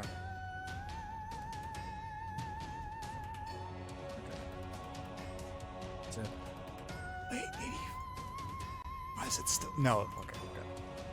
Great. So, top of the round. The one that Ireena stabbed. And erupts in flames. And turns into ash. Oh, so they turn into flames and ash. Okay. And with that, these 3 people that are ganged up these two of them that are hitting Ismark are going to continue to do so, but the purple one, a little wiser, is going to turn toward Ireena, seeing as how this person seems to be taking hits like nobody's business. And that is going to be blah, blah, blah, blah, blah. Do this 1, 2, skip a few. Do some quick maths. 3, 6, 10, 11, 4, 3, 1, 3. All right. So Ismark is slammed and bit into, and Ireena grabbed, bit into, and that bite leaves a gap in her neck as the vampire tears. And Ireena looks like she's bleeding out, still conscious, but rough. Ooh, I'm gonna have to do a lot of healing for these people afterwards. And the other two vampires are gonna hit you. Ow. That is a 1, 2, 3, 4, 5, a 17, a natural 1, a 22, and 5, 6, a 17. 3 hit. Okay. Trying to be quick about this. It's hard when you got so many things. 6, 5, 2,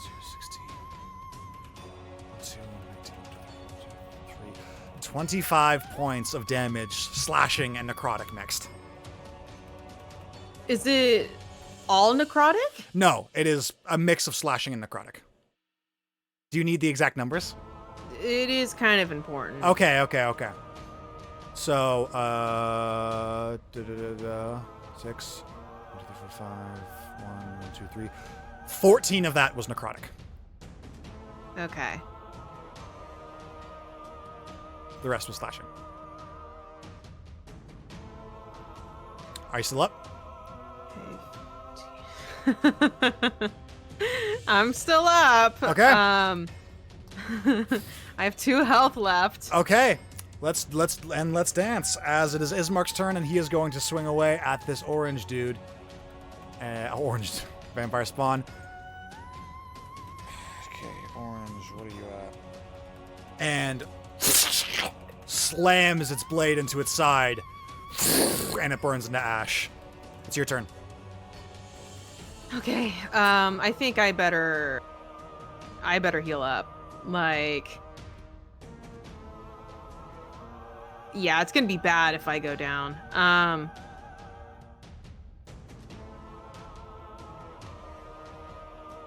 Or unless I want to like go for it and try to just kill as many as I can. What are you doing? All of these vampires are on the brink of death. They are all ignited in several different colors of vibrant blue, green, and even a little bit of purple flames as they are being surrounded by this sunlight and screaming out, and it's just a mass of muscle and you know blood. what? Fine. I'm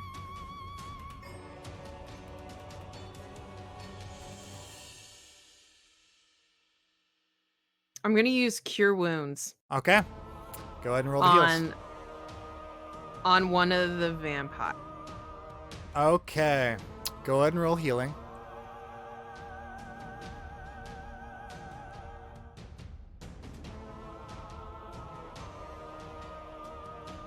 Six. You take this opportunity to do a little bit of experimentation. You don't really know what these things are capable of, so you have an idea. And you go forward. Right. And you lay your hands on one of them. Which one? Let's go with green. Okay.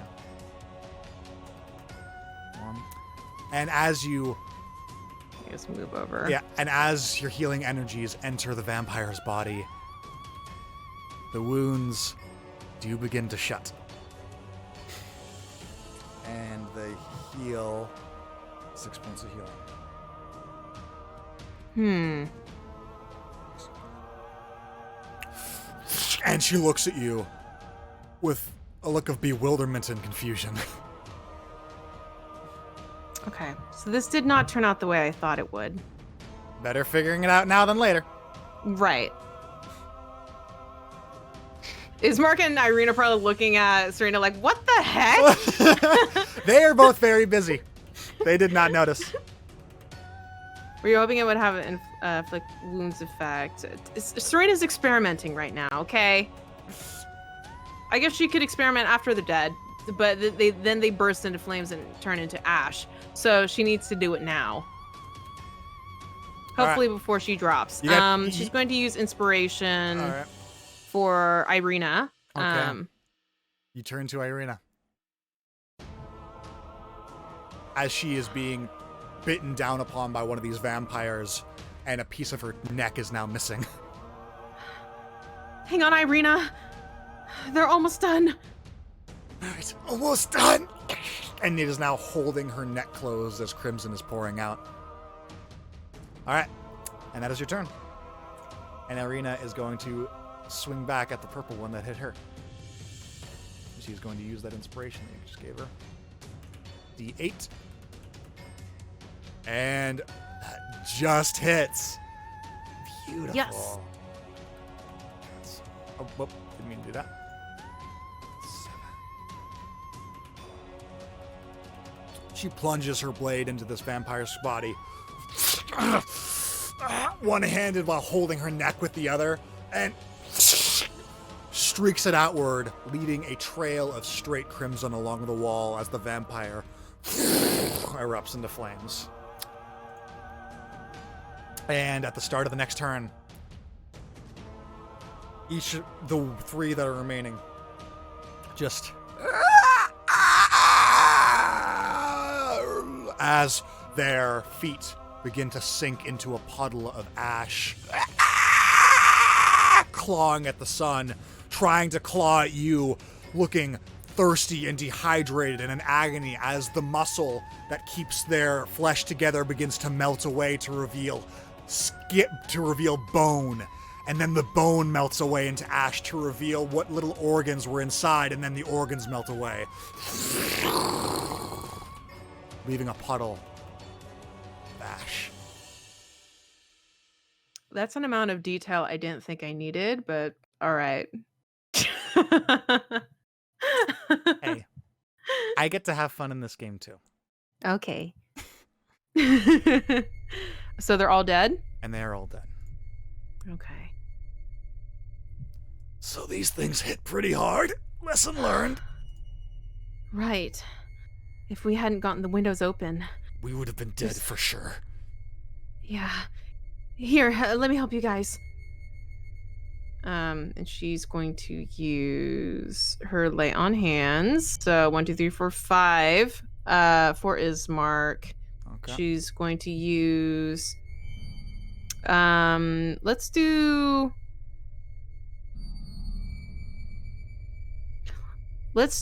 a level 3 cure wounds for Ismark. Okay. And then I'm going to use a level 1 cure wounds for Ireena. Okay, great. So here's a level 1 for Ireena. And here's a level 3 for Ismark. What the heck was that? Oh my. All right. What? Okay, so that's 7 for Ireena and 10 for Ismark.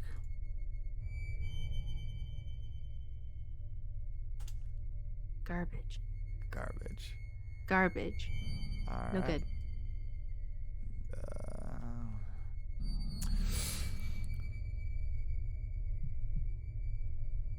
As you go forward and you take out your violin and you start playing, and as the music fills the room, your hands begin to glow and you lay them upon Ismark and Ireena, and the wounds begin to heal, and as they're filled with radiant magic light. I will never get tired of this feeling so long as I live. Well, all right.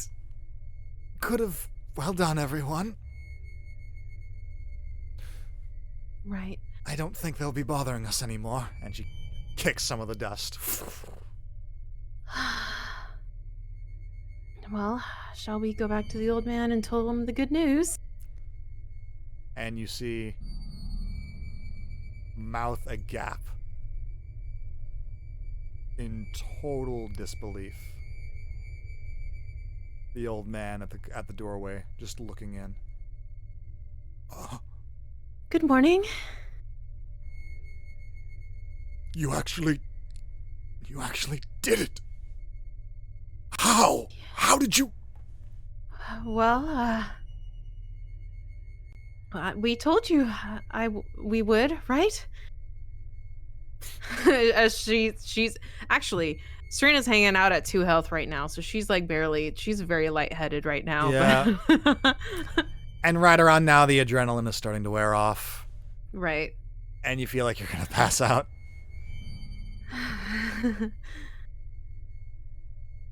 Oh, and the old man comes over very quickly and rights you.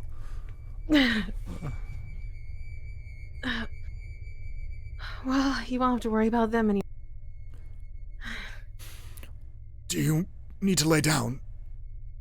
I wouldn't mind a break. All right, come on. And he takes you back to his bedchambers and lays you down on his bed.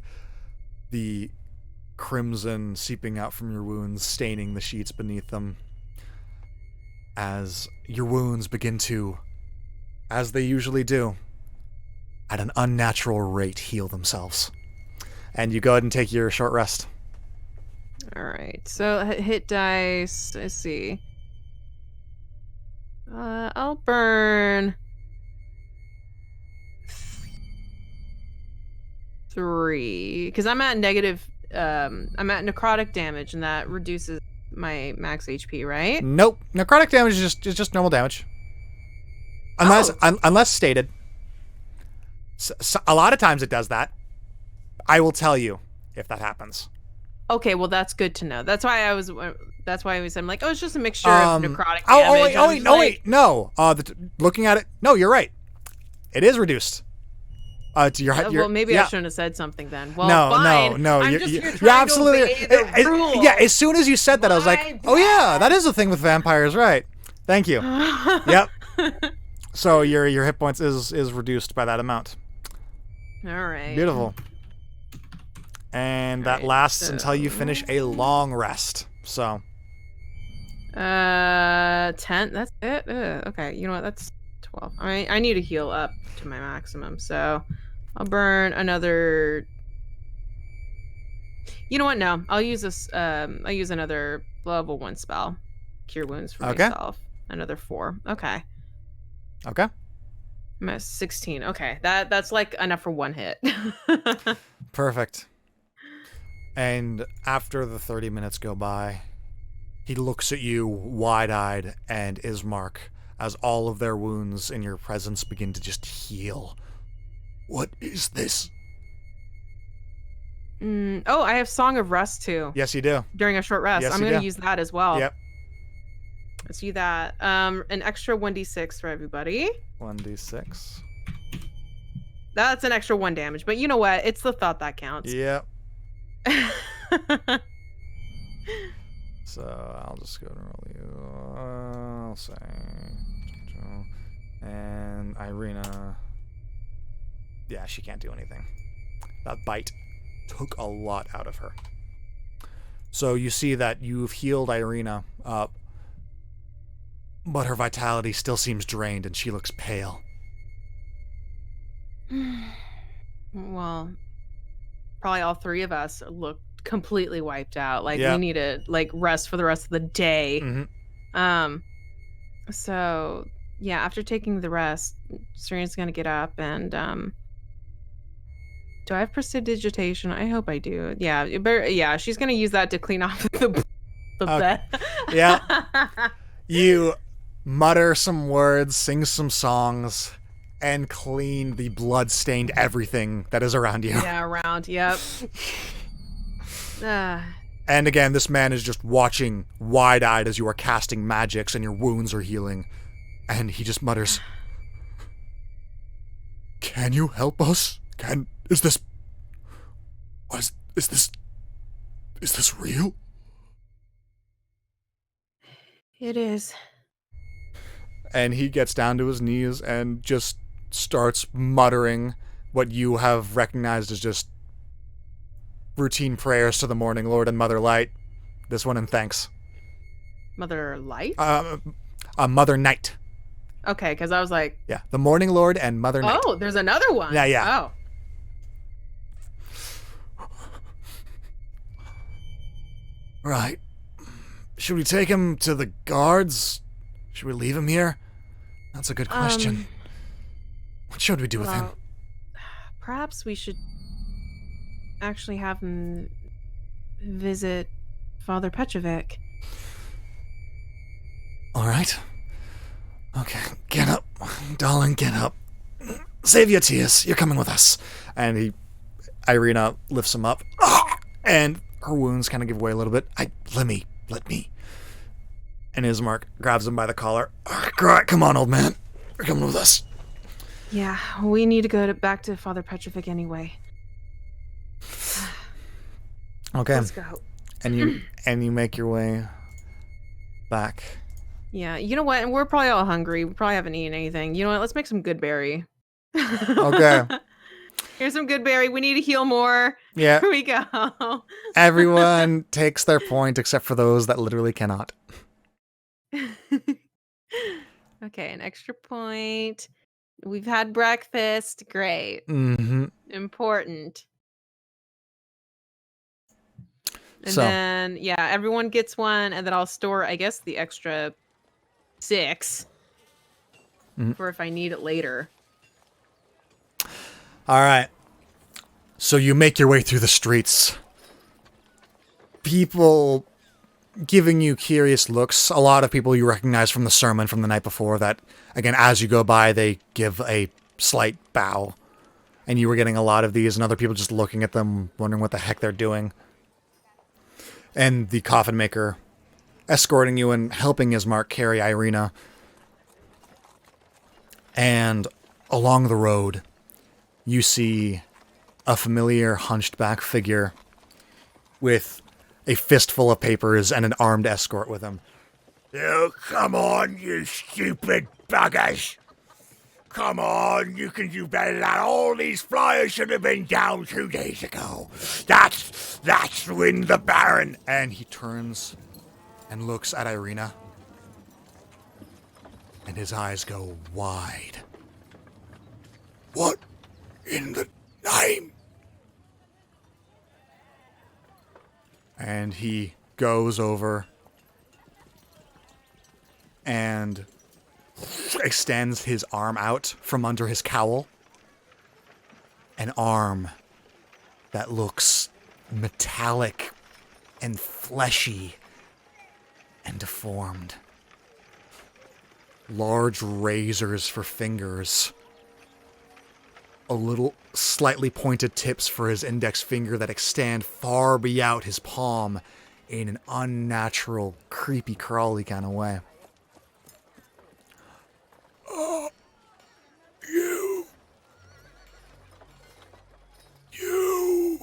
You're from my dreams. I'm sorry. And Ireena still looks like she's on the verge of passing out. Do I know you? No, but I know you. And you're coming with me. No. I'm so sorry.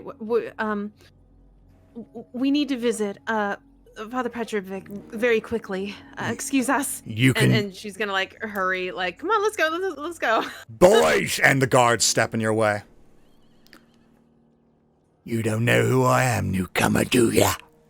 You don't know. You don't know who I am. And he reeks of alcohol.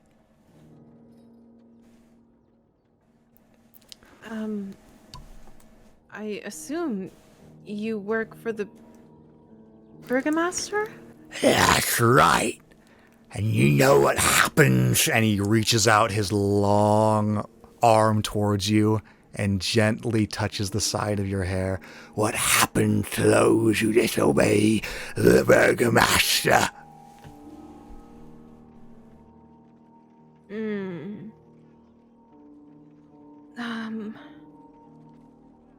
And she's like looking at the rest of The coffin maker is frozen, and Ismark is reaching for his weapon, but one of the guards comes up and puts his hand on the sword. Hey, none of that. None of that. And Ismark just looks at these 4 armed guards and this hunchback figure and looks at Ireena and looks back at you. Fuck! And he lets go of his sword.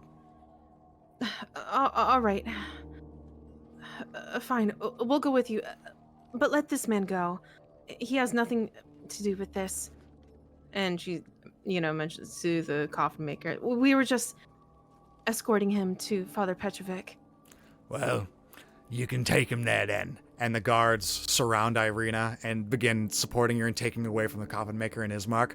I don't need any of you, just to carry on with the business. And Ireena looks like she wants to fight, but is just so weak and frail.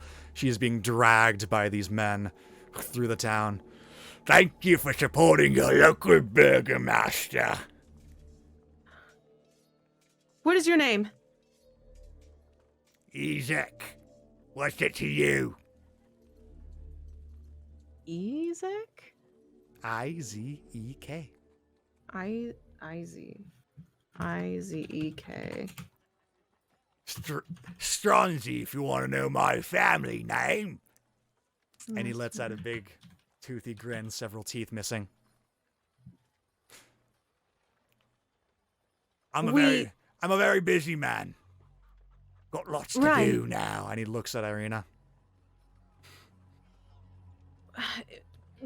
She's our very close friend. We want to make sure that she'll be all right. We would like to at least visit her. Right. I would like to know that I'm going to be all right, too. Oh. I would never harm you. But as far as you lot, I'll let her go when I'm ready. And he continues fast. What the fuck does that mean? And Ireena looks like she justified it. And Ismark changes his mind and draws his weapon. You son of a... Ismark, wait. And the guards immediately point their crossbows at him as the two continue to walk off in the distance. Ismark, wait. No, we cannot fight them right now. Ireena. Don't worry. We're gonna go after her, okay? Just... We can't do it at this moment. Fuck. And Keech is squeezing the hilt of his weapon very closely, and the guards are just aimed straight at his head. Come on, let's go. And he does... And she kind of leads Ismark, like, carefully away. He does not sheath his weapon and is constantly looking at them, and there is always a little bit of force that you have to put in to pull him back from the situation. You are practically pushing him, but he is giving in slowly but surely. Ismark, come on, let's go. Until eventually Ireena is out of sight. And he just... All right. And the force goes away, and his arms go slack by his side. And the wounds that you had healed begin to open back up and bleed through his shirt from his tense muscles. Let's recuperate at the church. Come on. And she, leads both him and the coffin guy. And now she's like, okay, now let's go back. We need to reorient ourselves now. Ismark follows you. Sword still drawn, completely silent. And people are now looking at him just with fear as this dazed man with a very large sword is making his way through town. But he follows you, wordless. Okay, come on. And she goes to the church. Yeah. The coffin maker is keeping up. And you make your way to the church, where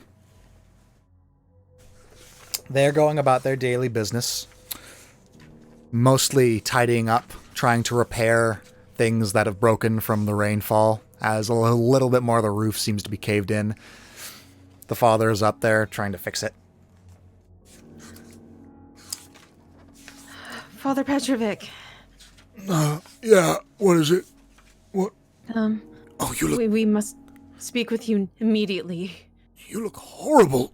Did you get the item? Please, let's speak somewhere else. Oh, come to my office, quiet. They took her. Father, they took her. Where's Ireena? There was this man. He works for the burgomaster. I got his name, Izek.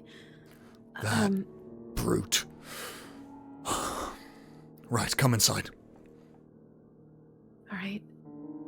And she follows. And the coffin maker does in tow. Who is he? No, I commissioned you for burials once. Hello, Father. Okay, so let me try to explain this really quickly. And Serena basically explains what the series of events that happened that led, to like the bones being sold, and it was sold to the coffin master, and he had a casual covenant of vampire women in his attic, and then we killed them all, but they also almost half killed us. And now we have the bones, and Serena presents the bones to Father Lucian. He takes them and hastily rushes out of the door. One moment, and closes the door. Moment goes by. 5 minutes. And you hear coming from the exterior of the church. 10 minutes go by, and he comes back. It's done. This place is protected again. Is it? And can I tell? Do you use Divine Sense? Sure, why not? You get a sense that the ground beneath your feet is hallowed ground. Yay! It worked! Okay, from one problem to the next. Yep. And now, Serena asks, okay, so from one problem to the next now that this place is safe again, what are we going to do about Ireena? Where in the world would she be taken? To Burgomaster's estate? If Izek took him, he probably took him to the mansion, yeah. Something of the sort. Oh, how in the world are we gonna get her out? I'm not sure. Well, we have to get her out somehow. But the thing is, he recognizes us now, so we can't just walk in. And unfortunately, Ismark and I are in no condition to fight. You look at... And the coffin maker takes a seat in the corner room. Well, what about me? What are you gonna do with me? He's the one that took the bones, yes?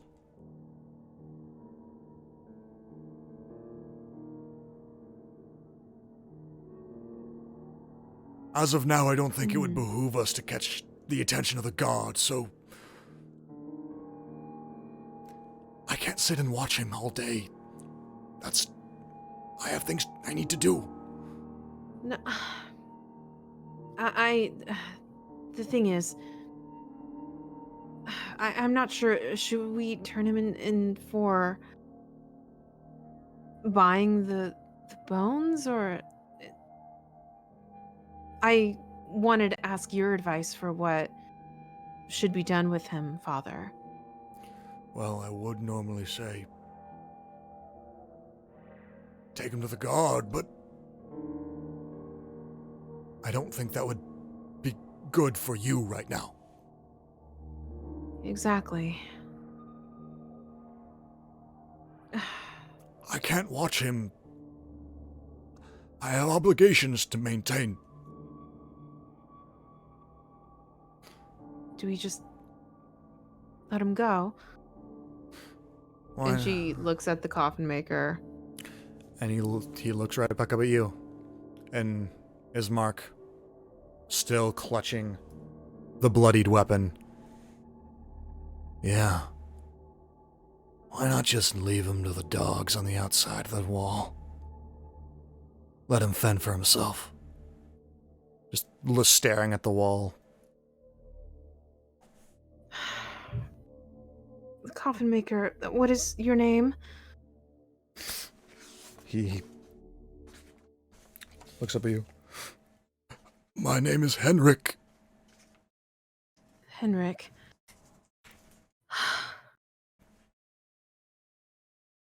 Look, I normally would want to follow the law and such, but unfortunately, as you can see, my friends and I are in a very volatile situation right now, as we helped you with your situation, and now we have to rescue our friend, so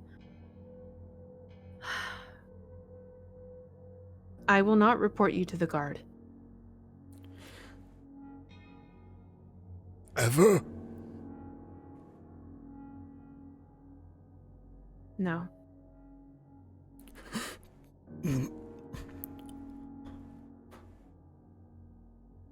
You have suffered enough as everyone else in this land. And I am not here to bring you more suffering. I just want to make sure that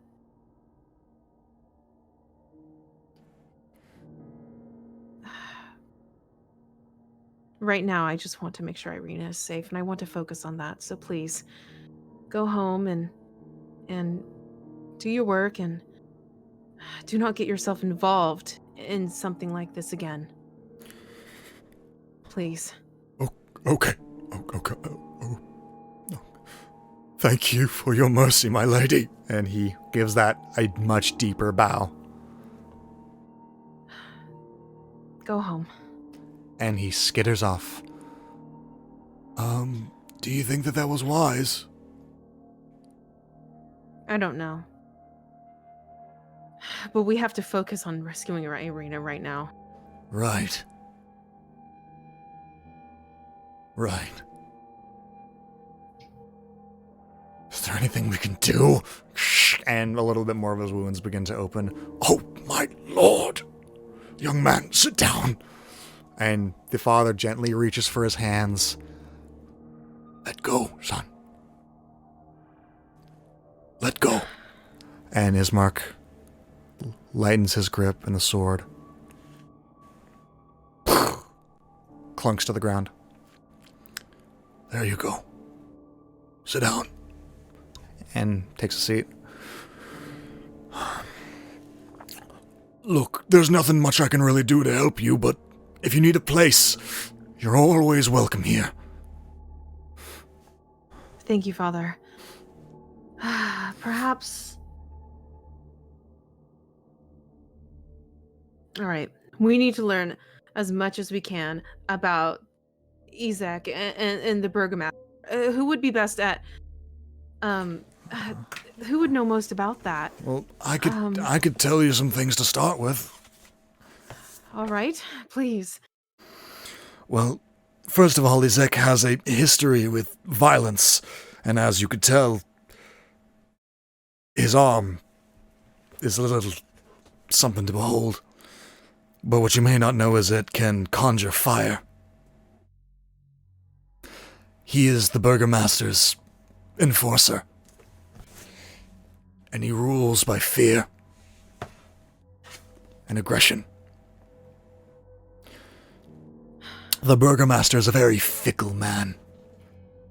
placing those in the stockade, as I'm sure you've seen, for heinous crimes.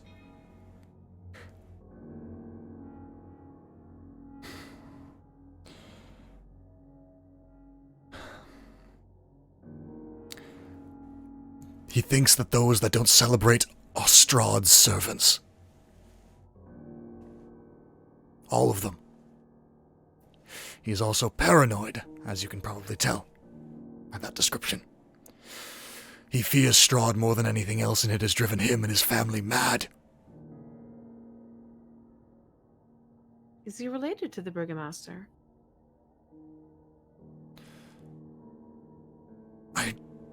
No. Not that I know of. All right. I think he came into service. A while ago, I'm not sure. Well, you said his family, so... The Burgomaster's family.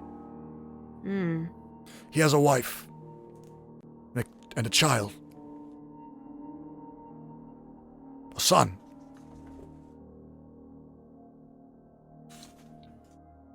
Wait, Izek has a wife and a child? No, the Burgomaster does. Okay, I was so confused. Yes. I was like, you're telling me Izek has a wife and a child, and he has just kidnapped Ireena. Now this man has to die. Like, are you kidding me?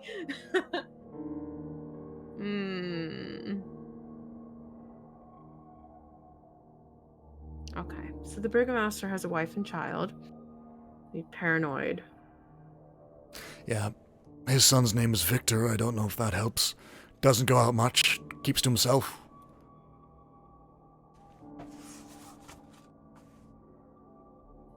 We need some way to get into the estate and find Ireena and get her out. Well... and... Father lets off a very coy smile. It's like he knows something, but he's hesitant to say it. Father, if you know something, please tell me.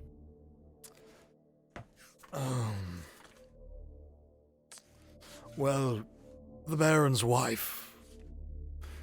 Izek lives in the Baron's manor. And his wife... She has social gatherings with friends, and I use the word friends lightly. Little tea parties. Tea parties? Anyone that I've talked to that's been there says it's forced, but the tea is always good. Maybe you could, if you're looking to go be subtle, maybe you could attend that. Or maybe a more direct approach would be better. I'm not sure. I've heard rumors about these social gatherings. Okay. Huh, that might not be a bad idea.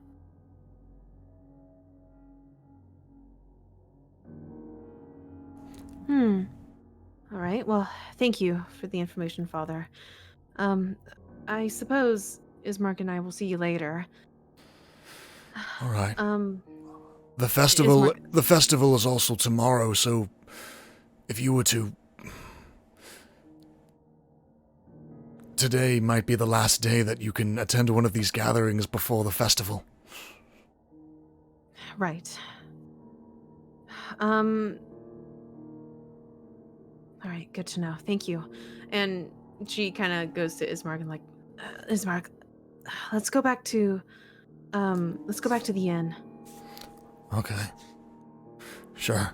And he takes up his sword and sheathes it. Thank you, Father. Seeing a little less dazed now. Thank you for everything. And no matter what happens, thank you for everything you've done for me and my friends and my sister. Son, don't do anything stupid. Right. Okay, let's go. Right. And they leave. Okay. And you head back to the Blue Water Inn? Yep. Yeah, she would want to talk to the innkeepers. Okay. You head to the interior of the Blue Water Inn. The interior of this inn is as happy and vibrant as ever. Ricktavio is still sulking in the corner, making idle chat with with other individuals. 2 people, actually 4 people that you have not seen before, are in this room. 2 of them are being very, very, very rowdy. The others just stand out because of the exorbitant amount of pelts that they don on each of their shoulders. Longbows on their back and quivers stocked full with arrows. One of the young men that without the wolf pelts raises up his hand. Hey! We're not some fucking service over here. We pay money. We pay money to be here. Give us some fucking food. And the barkeep coming right up and takes over some drinks and some food. Thank you. For Christ's sake. And the man sitting next to him. Yeah, you tell him, bro. You tell him. Oh, is that more wolf meat? Oh, fucking great. More wolf. Can we get something else, maybe, for a change? How old is this guy? Both of these people appear to be young men, probably either late 20s, early 30s. Okay, they're obnoxious. Okay, great.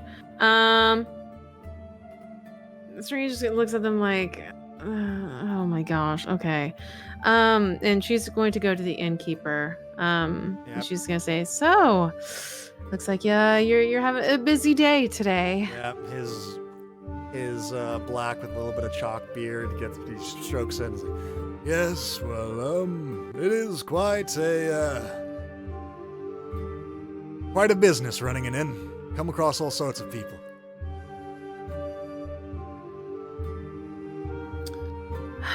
Well,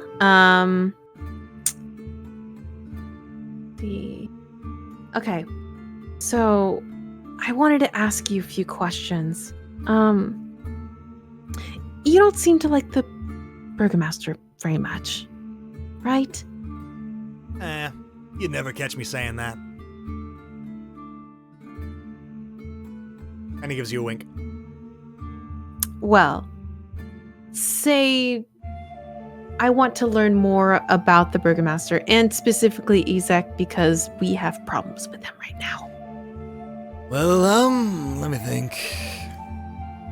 You wouldn't happen to know anything, would you? I mean, I know his arm's creepy. He's an asshole, and,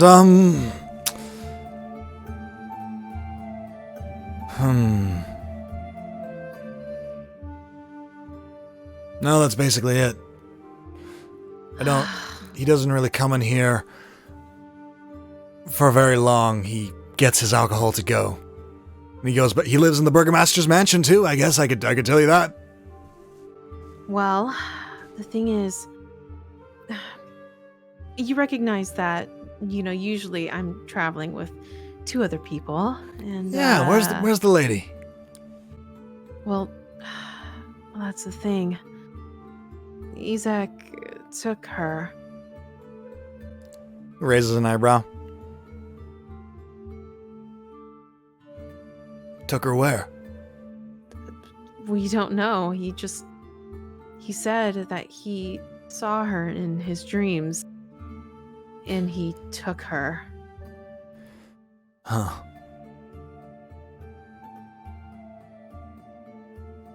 He looks very serious. Come back here tonight. If you haven't figured all this out by then, maybe I can do something for you then.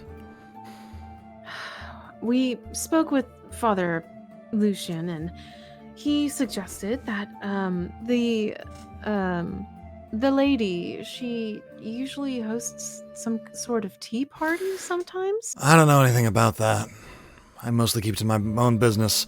And to one of the young men in the corner, like, hey, yeah, those things. They fucking suck. Ugh, are they new here? Oh my goodness, they're loud. No, they frequent here. It was fortunate that you didn't see them until this point. Hey, we heard that.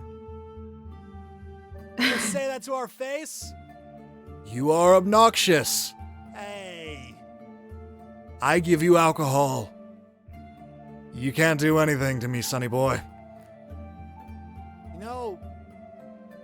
Okay, Okay, yeah, sure. Anyway, you were saying? Okay. We were, okay, here's the quick story. So she tells him, like, Long story short, yeah, long story short, yeah. While, very interesting, yes. Yeah, while they were, going, to, Father Lucian's church, they were stopped by Izek, and he had his guards around, literally just like, pretty much abducted her. And now she's like, and now we have to figure out some way to get her back. Right. Well, And also don't mind that we're almost all half dead. We got into a scuffle. I've seen worse. We also, when you're running in, tend to not ask questions that don't seem to want to be asked.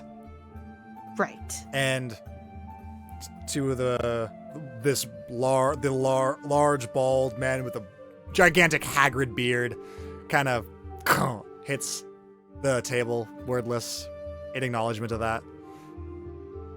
See? He appreciates it. Well, I just... Like I said, come back tonight and maybe I can do something for you. But other than that, I've got an in to run. I'm sorry. Of course. Yeah, thank you. And she, like, steps away from the bar and she's like, dang it. You said Ricktavio's here. Yes. Okay. We haven't spoken to him in a while. And he was asking about the Vistani, right? Yes, he was.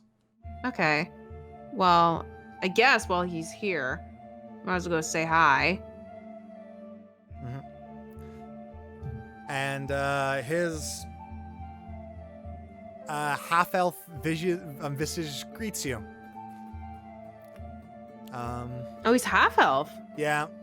Oh. A little less defined. Little not particularly pointed ears, but you can tell just by his facial features.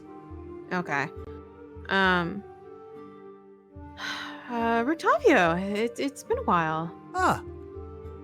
Yeah. Pleasure to see you again. What can I do you for? Oh, you mentioned before something about the Vistani camp? Have you learned something? And he leans in real close. Oh, I've already been there and back, like a few days, like yesterday. What did they talk about?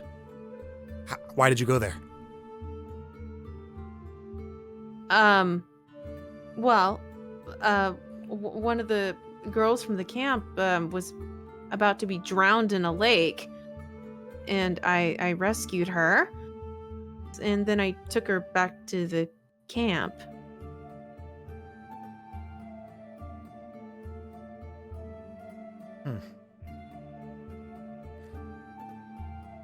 Did you hear any mention of maybe someone who was giving them orders or anything like that? That wasn't there?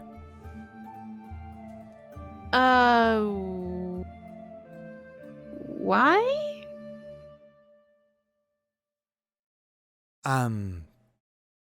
Personal reasons. I'm just trying to figure something out. Like what? Like, if they're as bad as I think they are.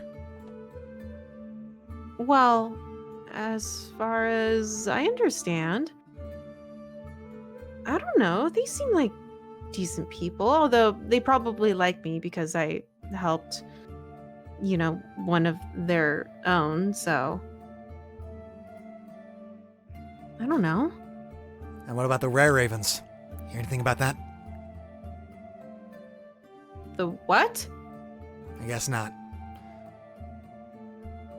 Okay, well, Are there were-ravens here? oh yeah. Yeah, there are. And he gives you a coy smile.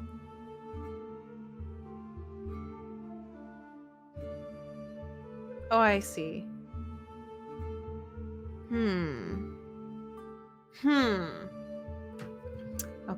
Okay.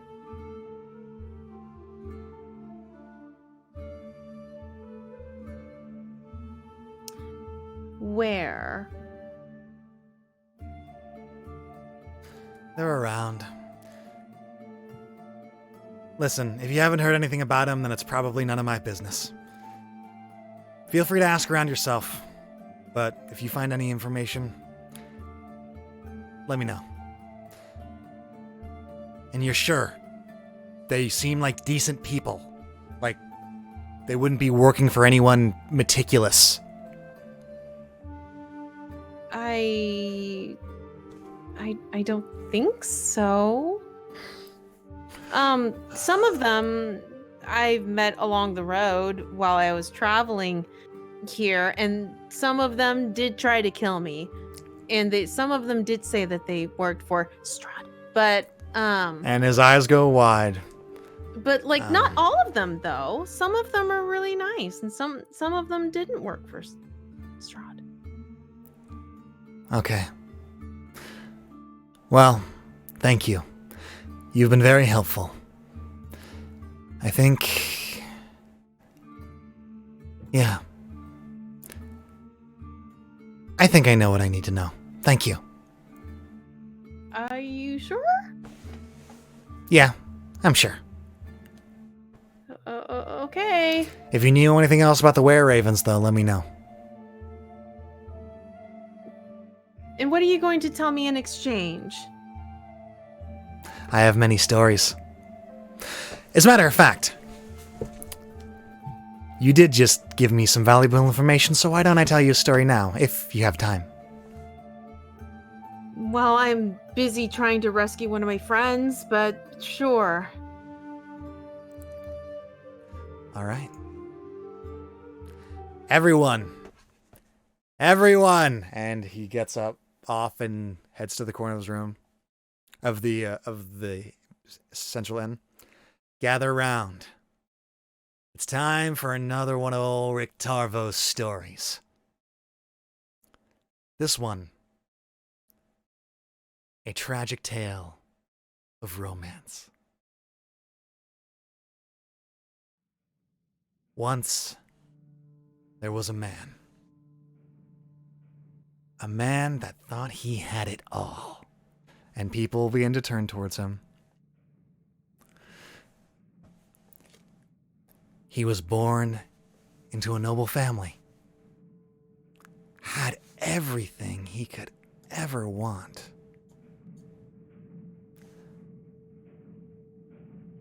Though, he always seemed to live in the shadow of his older brother, who spent his life in conquest, conquering distant lands, and claiming them for the glory of his family. Soon his brother conquered all of the land that he could ever want, and gave it to his family. His brother, the younger one, loved his older brother, and would do anything to keep him safe. And as the older brother loved him back, while the older brother was away at war, the younger brother stayed home under the tutelage of their parents, and their parents were proud of him. He was knowledgeable. He was desirable. Any parent would gladly give a very large dowry for him. And the older brother grew jealous. One day, in the new castle that the older brother had built, many years after their parents had died, the younger brother fell in love with a beautiful, beautiful woman. And the woman loved him back. The older brother fell in love with the same woman and struggled day in and out, watching them grow closer and closer, until eventually they decided to marry. The older brother pleaded with anyone who would listen, the dark powers that be, to give him the strength to take what was rightfully his. And in from the black void, the darkness answered. In exchange for one simple thing. On the day of his younger brother's wedding, the older brother went to the wedding suite of the happy couple and tore the throat out of his younger brother, bare-fanged, turning into a beast,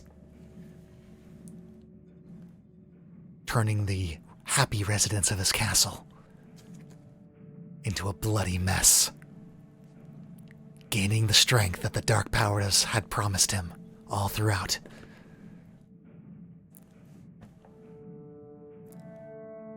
Triumphing, having all the power he could ever want, he approached the woman that he loved, covered in the blood of the man that she loved, so certain that this would be enough to convince her that he was the one for her. Struck by grief, the woman leapt from a tower.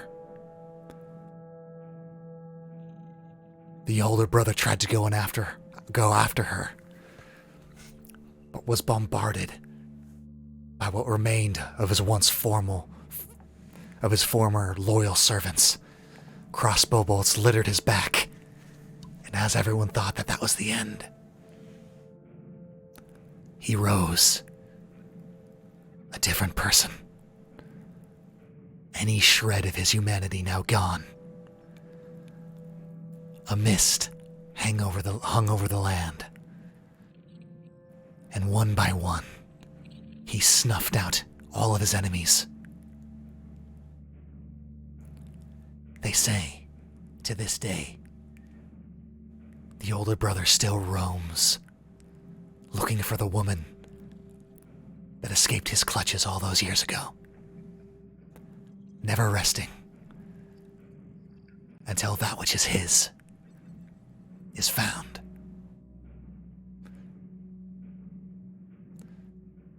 And one of the younger people pipes up, "Oh, fucking cliffhangers, I hate that shit. Tell a better story." Thank you. And some of the people start clapping and toss coins his way. Picks him up. She's like, interesting story. And he is now just milling about, gathering up coins.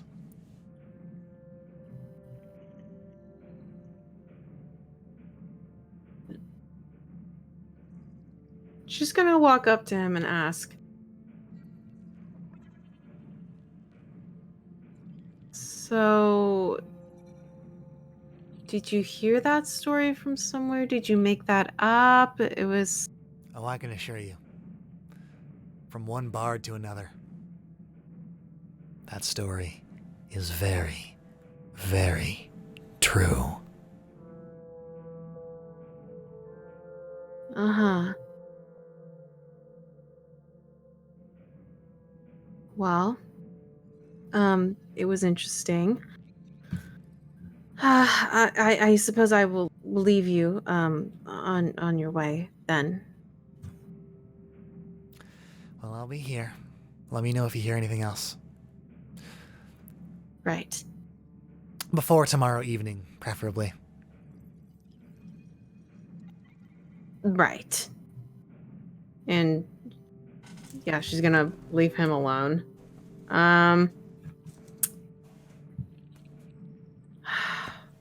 Dang.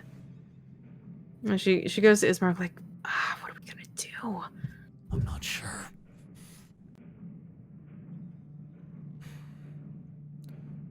I mean, the bartender said that he might have something tonight, but I don't know what that means. Well, if you go right now, maybe you could attend one of those gatherings that the father was talking about. Right, but if we get into trouble, we are in no condition to fight. It's a risk. Or we could go tonight and see what this is all about.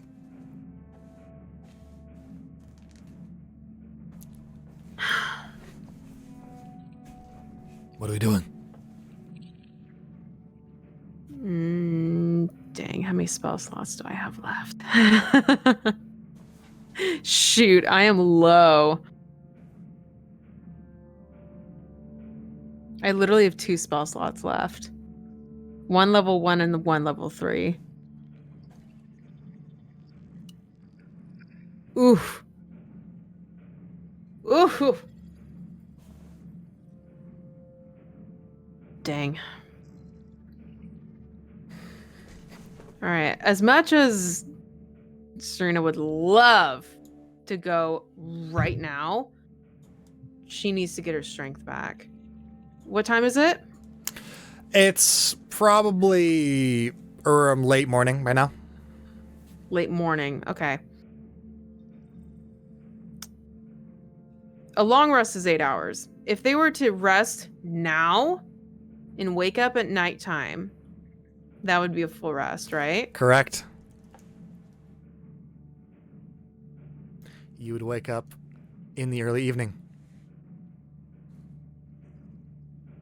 I think they're going to have to do that.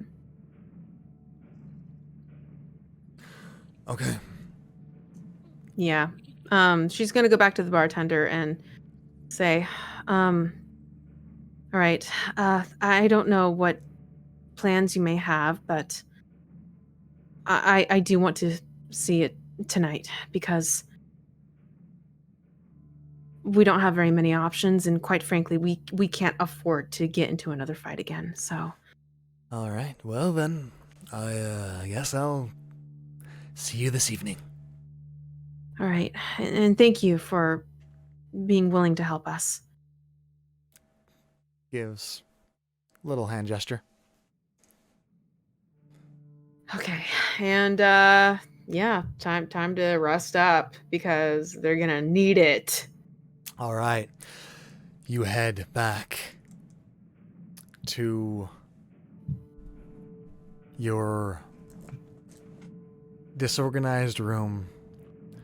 Ismark staring at the ceiling, wordless. Is there anything that you'd like to do before you take your rest? I don't know, other than like, yeah, taking her full rest, she might want to listen to her music box. Okay. She's grown quite attached to it. The little reminder of where you came from. In the corner of the room.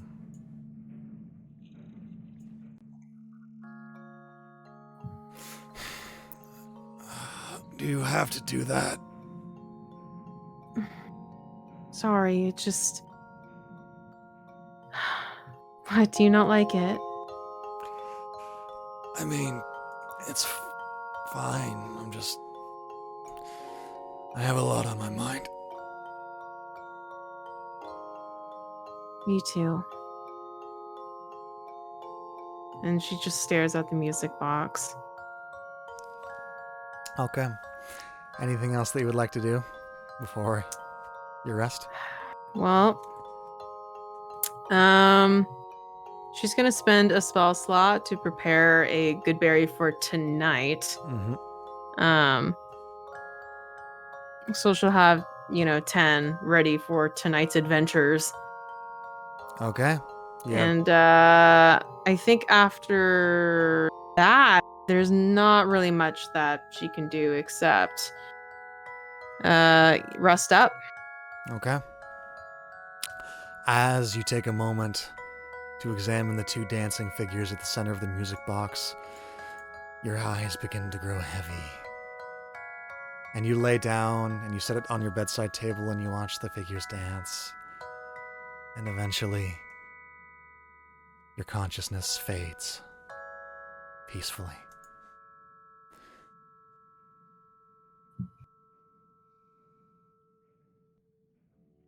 A dreamless slumber takes you.